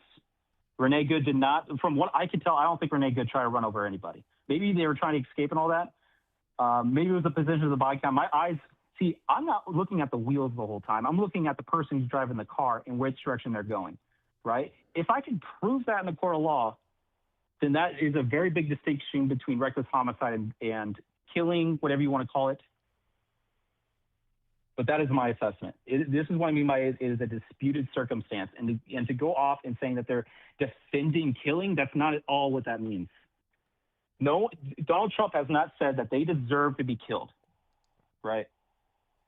Oh my God! It is. He's You can make an argument for why he may. He's literally been asked point blank if they deserve to be killed based off the factors that he brought up, such as having a firearm, such as impeding law enforcement, and he responded with they were domestic terrorists, they were following them around, he shouldn't have had a gun, so on and so forth. I'm sorry you need him to say it verbatim, but the fact that the Donald Trump can't just come out and straight up fucking say, hey, there was some real weird stuff happening in these cases. It looks like the ICE agents may have acted against the interests of the department. We need a full-blown investigation into this if there was misconduct, which there fucking was based off the video. That's a fair critique. None of those words came out of Donald Trump's mouth. Yeah, Now, I just don't like it when we dip into the realm. No, I just don't like it when we dip into the realm that, Donald Trump is coordinating all these deaths around people. I'm not saying like, he's he did not coordinating know a that every- goddamn thing. I'm saying he's defending fair, we did it. start this I'm off on saying murder. that he is hold justifying on. it. That is my argument. I'm saying his orders to go out and do what ICE agents have been doing enable hold on. murder. Me providing an explanation for how someone might get it wrong, like I accidentally shot someone, is that defending the death itself? Because obviously not. I already explained to you that we are working with people that have to make split-second decisions, right? And so it's always best to not interfere with a federal action, whatever it is called. Interfering right? is But that irrelevant is to not the fact that defending the these death. agents That is took not an oath defending the and they're killing. held to higher standards than the average American. So now when it comes to their misconduct or mistakes or whatever, us falling back on this split-second decision human thing doesn't work. They're held to higher standards. How? We cannot treat them the exact same way we treat anyone else for making a mistake because they are trained not to do these things. And they should not be protected when they mess up. If the mess up was grossly, fuck the word, god damn it. This is fucking crazy. This is actually a fucking crazy I conversation. do not like how Trump handled this at all, but to say that he's defending like these agents that are going around I killing literally people, gave that you is not examples of obvious him to me. defending them. I have already gave you an example of like you're using the higher standard thing. I'm just saying that's not how it works in law. Sorry, sugar. What do you mean that's If not you how it can works in prove law? if I'm you sorry. Can, if you the can fact that prove you literally have to negligence, prove that's beyond a reasonable doubt that in a fear for your life Right. scenario that individual was a threat to you, not solely based off of your feelings, is them being held to a That's higher the fucking no, that's standard. the same standard I'm held to. That's the same standard I'm held to. So you're saying that you cannot know beyond a shadow of a doubt if you're in danger with a police in a police interaction in order to draw a gun on someone. It's called reasonable man. What the I fuck did say just use your best fucking judgment. Use your training, right? What the fuck did I just But say? to say that's going to happen all the time, that's unrealistic. I mean, like, do you want RoboCops? I'm cool with that. Like, clearly, It's called humans cannot be reasonable trusted, man. right? People make mistakes, but it doesn't mean these people cannot be prosecuted. Reasonable. It has to be reasonable. We know officers can defend And if he fear can for their prove life that- and if he can prove self-defense that- if it is reasonable. Right. Right. And that is the burden of proof on the officer. And I'm saying that's not the same. When I say it's like you have to have a reasonable assessment that your life is in danger, right? If you can prove that, this is where we get into the disputed circumstance territory and not defending killing. That's a different argument. You No, can it's not. Because the I'll last make the two same- I'll killings make the we've had same video case again. evidence to where the best experts, lawyers on either side have reviewed said video evidence, which is all we have, to say there is no way, shape, or form that any of their killings were justified. There is no way, shape, or form to where their actions were reasonable. Right. So I would love for you to tell me what you think can come up from this investigation that would challenge the video evidence Hold that on. We we've have seen. not seen the prosecution yet. Right. And Here's what the would thing. the That trial hasn't prosecution even use? happened yet. What would the prosecution use? His testimony, of course. His If he could, testimony. like, And his does this guy testimony get, goes like, against you're saying video that this guy fucking. should be You do understand? Hold This on. guy should be prosecuted, right? Do you think? No. Do you because think she's his talking over me. testimony can be? I just felt like the car was coming in my direction, so I shot her. Do you think that will hold up in court? Okay, so he doesn't get a trial at all, right? He's just guilty right off the bat. We haven't seen a trial. Like, does you he do get- understand does we he have get no to trial defend for this man, himself? right? Hold on. You do understand we have no trial for Jonathan No, Ross, right? not yet. Not yet. We don't know if he's getting a trial. That's literally my point. We have no idea whatsoever if he's even getting right. a trial because he's being defended by this administration. Right. That's the fucking point. And if he does get a trial, again, are you under the belief that him saying, I felt like the car was heading towards my direction is sufficient enough to be You're putting words considered in his reasonable? mouth. You're talking about a trial that hasn't even happened yet. There could be I'm more evidence that saying brought to light. if, I'm just because saying there should be a trial. my guy, you're the one who kept saying You're putting words it in my would mouth, be brother. proven in a court, right? The prosecution would be able to assess this. His testimony, you mentioned his testimony as one of the pieces of evidence that would be used in the case. So we're going in a hypothetical. Okay, I am more than asking that. you Well, hypothetically, hold on. Not just the if testimony. this There's man plenty of other said, evidence. I felt a vehicle was coming in my direction and that's why I fired, would that reasonably hold up in court? That's such a straw man. Like, How if he the got up fuck on is the, that like, a the straw judge's man? bench This is and what put- you Yeah, presented. dude, You said we haven't had the prosecution. You You said one of the I said aspects that we there's use is evidence beyond testimony. his testimony. I gave an example, not the entire argument. Give I'm saying me there should be an a trial. There's a lot example more- of something he can use in court that would defend his firearm. His 3 shots into Renee Nicole okay, Good's so face. you say. Okay, so first of all, in the past, he has been dragged by a car and sent 30 feet, right? You understand that? Like, And? that calculation kind of plays part of it. What do you mean, and? If he's gone through this process before, he knew he was going to be injured, meaning like his life is at risk, that is a pretty fair argument. Maybe it's not enough. I don't know. That is a solid argument, and I am not going to play. If he can prove it, right? It's clearly a disputed circumstance of reckless homicide, or not reckless homicide. It wouldn't be reckless homicide in that case. If he knew that beyond a shadow of a doubt that his life was endangered, right? He just had a reasonable what is it? He had a reasonable suspicion. That's all he had, right? That could be part of it. A reasonable suspicion can't be past That's trauma. not definitive. Oh my God. And the What? past trauma Trump? would be invalidated in 0.2 seconds when you bring up the fact that for Why? a guy who was traumatized by being previously dragged by a vehicle, you sure like to get awfully fucking close to vehicles. You sure like to walk in front of them. You Well, then, wasn't she, upon what like, happened to you violating the law in 6 the months first prior, place? took no Hold on. What law attempt said that you whatsoever he to did not- protect he did yourself not jump in front of a additional moving vehicle. scenarios It with was vehicles. stationary.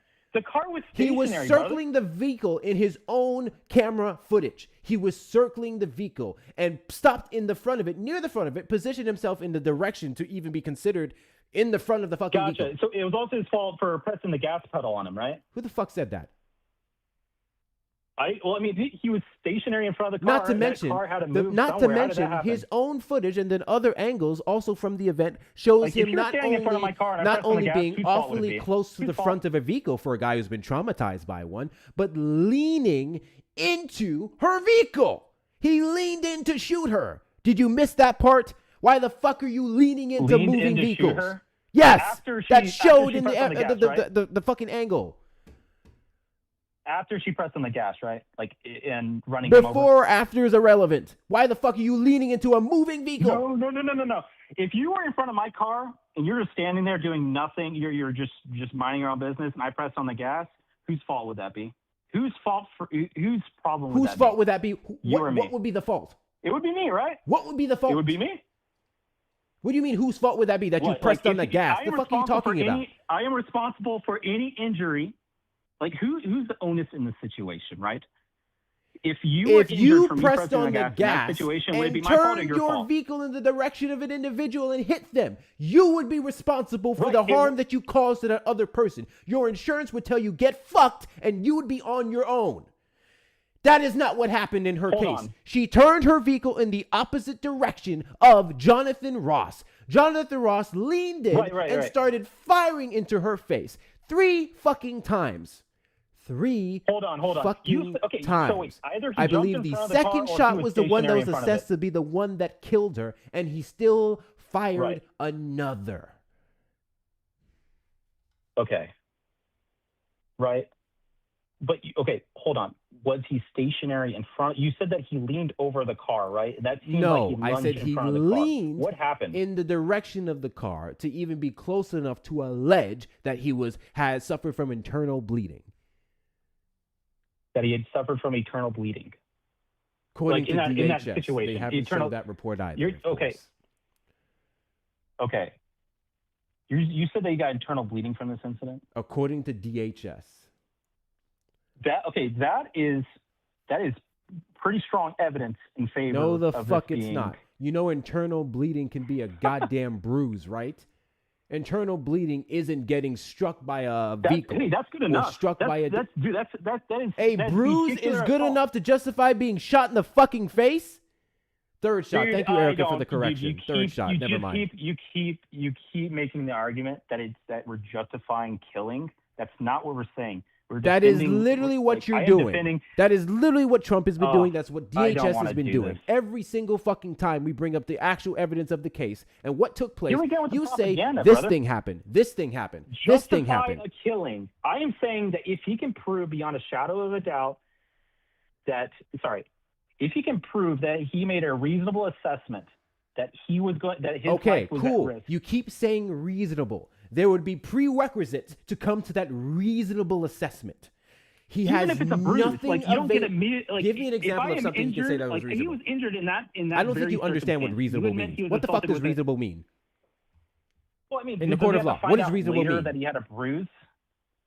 Well, I mean, that's something for the jury to decide. That's how it works. A That's bruise why we wouldn't have a be jury. Can you tell me what fucking previous court hearing that we've had how on do you get police a bruise misconduct or and anything of the all- nature dude, all says that's this going through your officer head had right now a is that you're bruise getting so they hit by could a shoot car. someone in the face? You're saying that is the stupidest argument I've ever heard. How do you know if you all you know in that instance that you were hit by a car?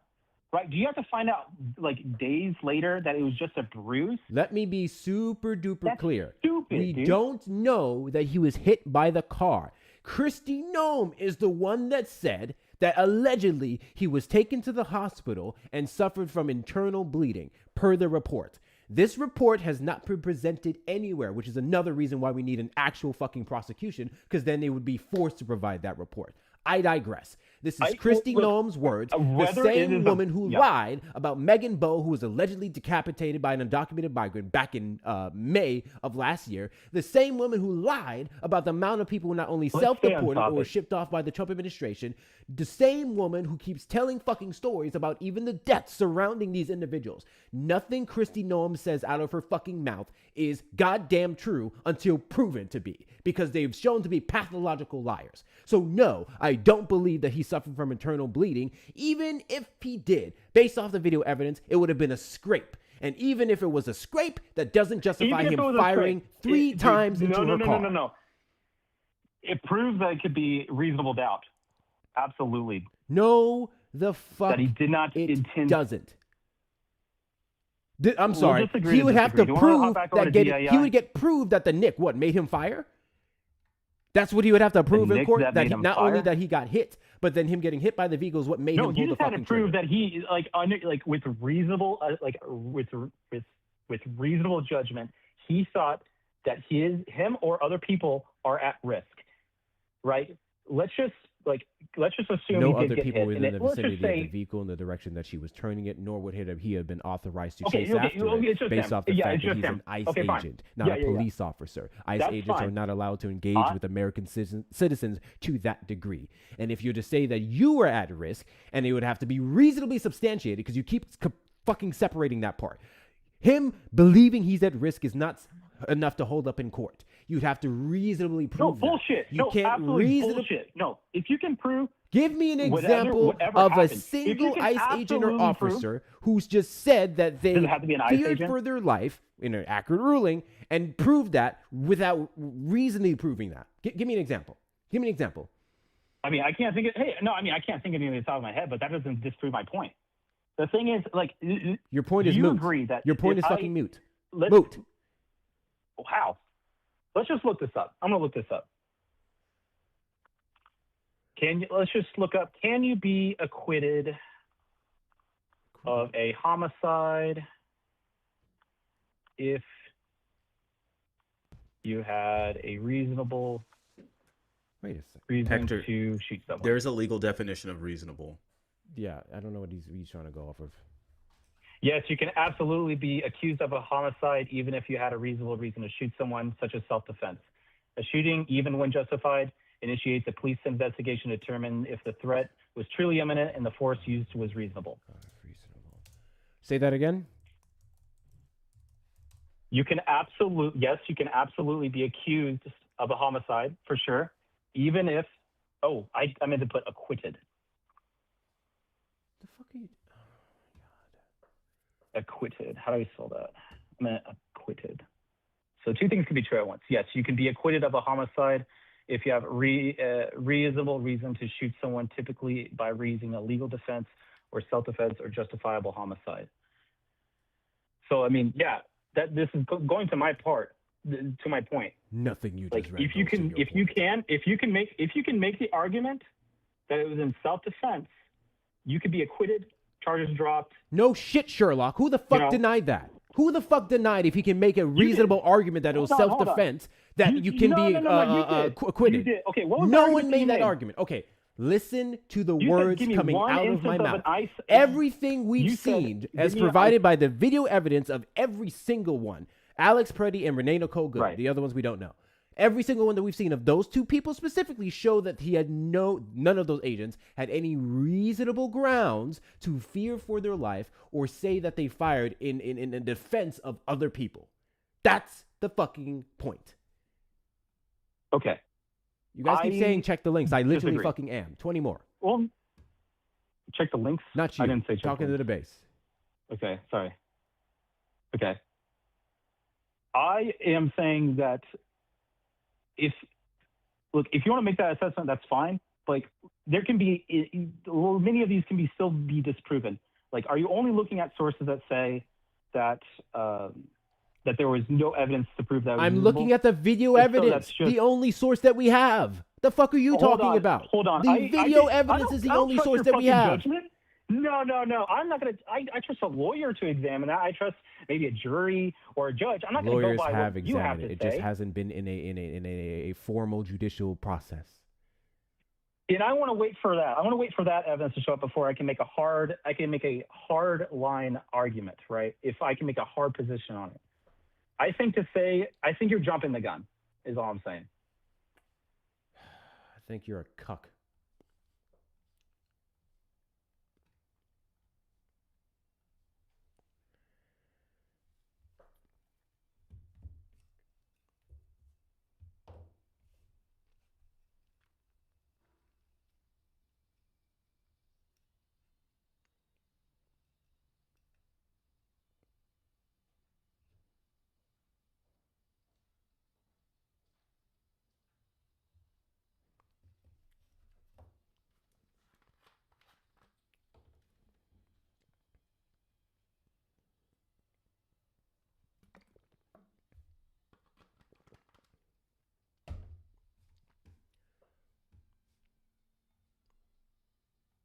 I'm saying if the officer can prove.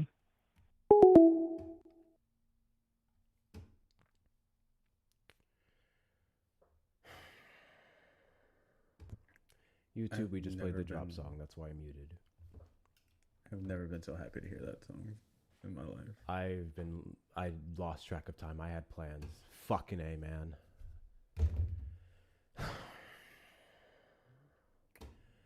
Oh, I didn't even see this. I dropped them before someone sent the last 20. Thank you, actually. I was just done. W's in the chat to Gucci for the $10 Venmo. And now I know you hate us. Free us, please. W's in the chat to Shauna. Jesus fucking Christ. W's in the chat. That was 20. W's in the chat to Ruth for the $20 PayPal. Victim blaming pisses me off more than nearly anything. Kick, please. Thank y'all.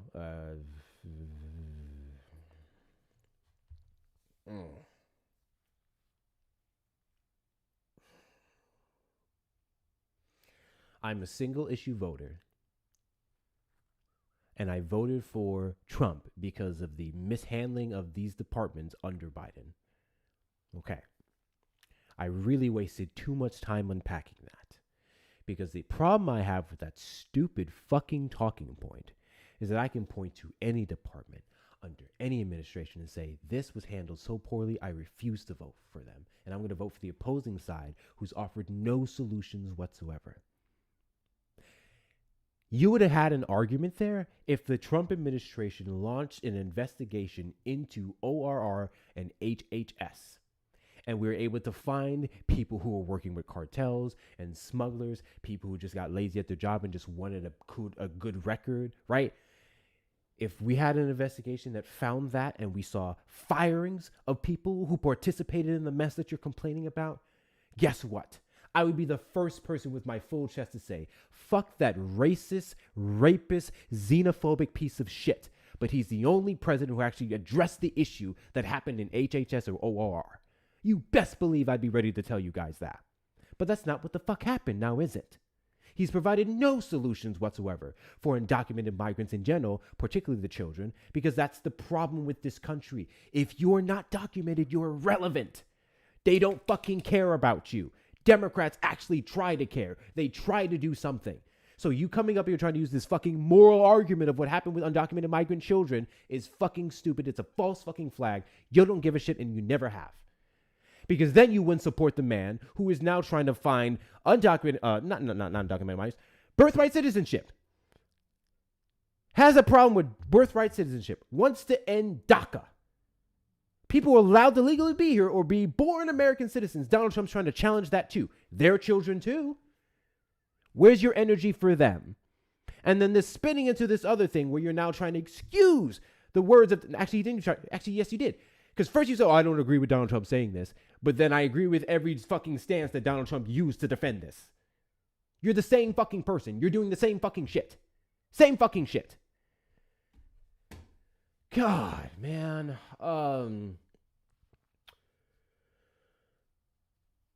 That's all I got. That's all I got. I don't got shit else, bro. I get it, bro. My bad. You did it though. You got through it. I was trying to be fucking reasonable. But this just started making less and less sense the more he fucking talked. All right. Oh, I gotta go do this. I ain't got shit, bro. Hold on a second. Shit. Hold on.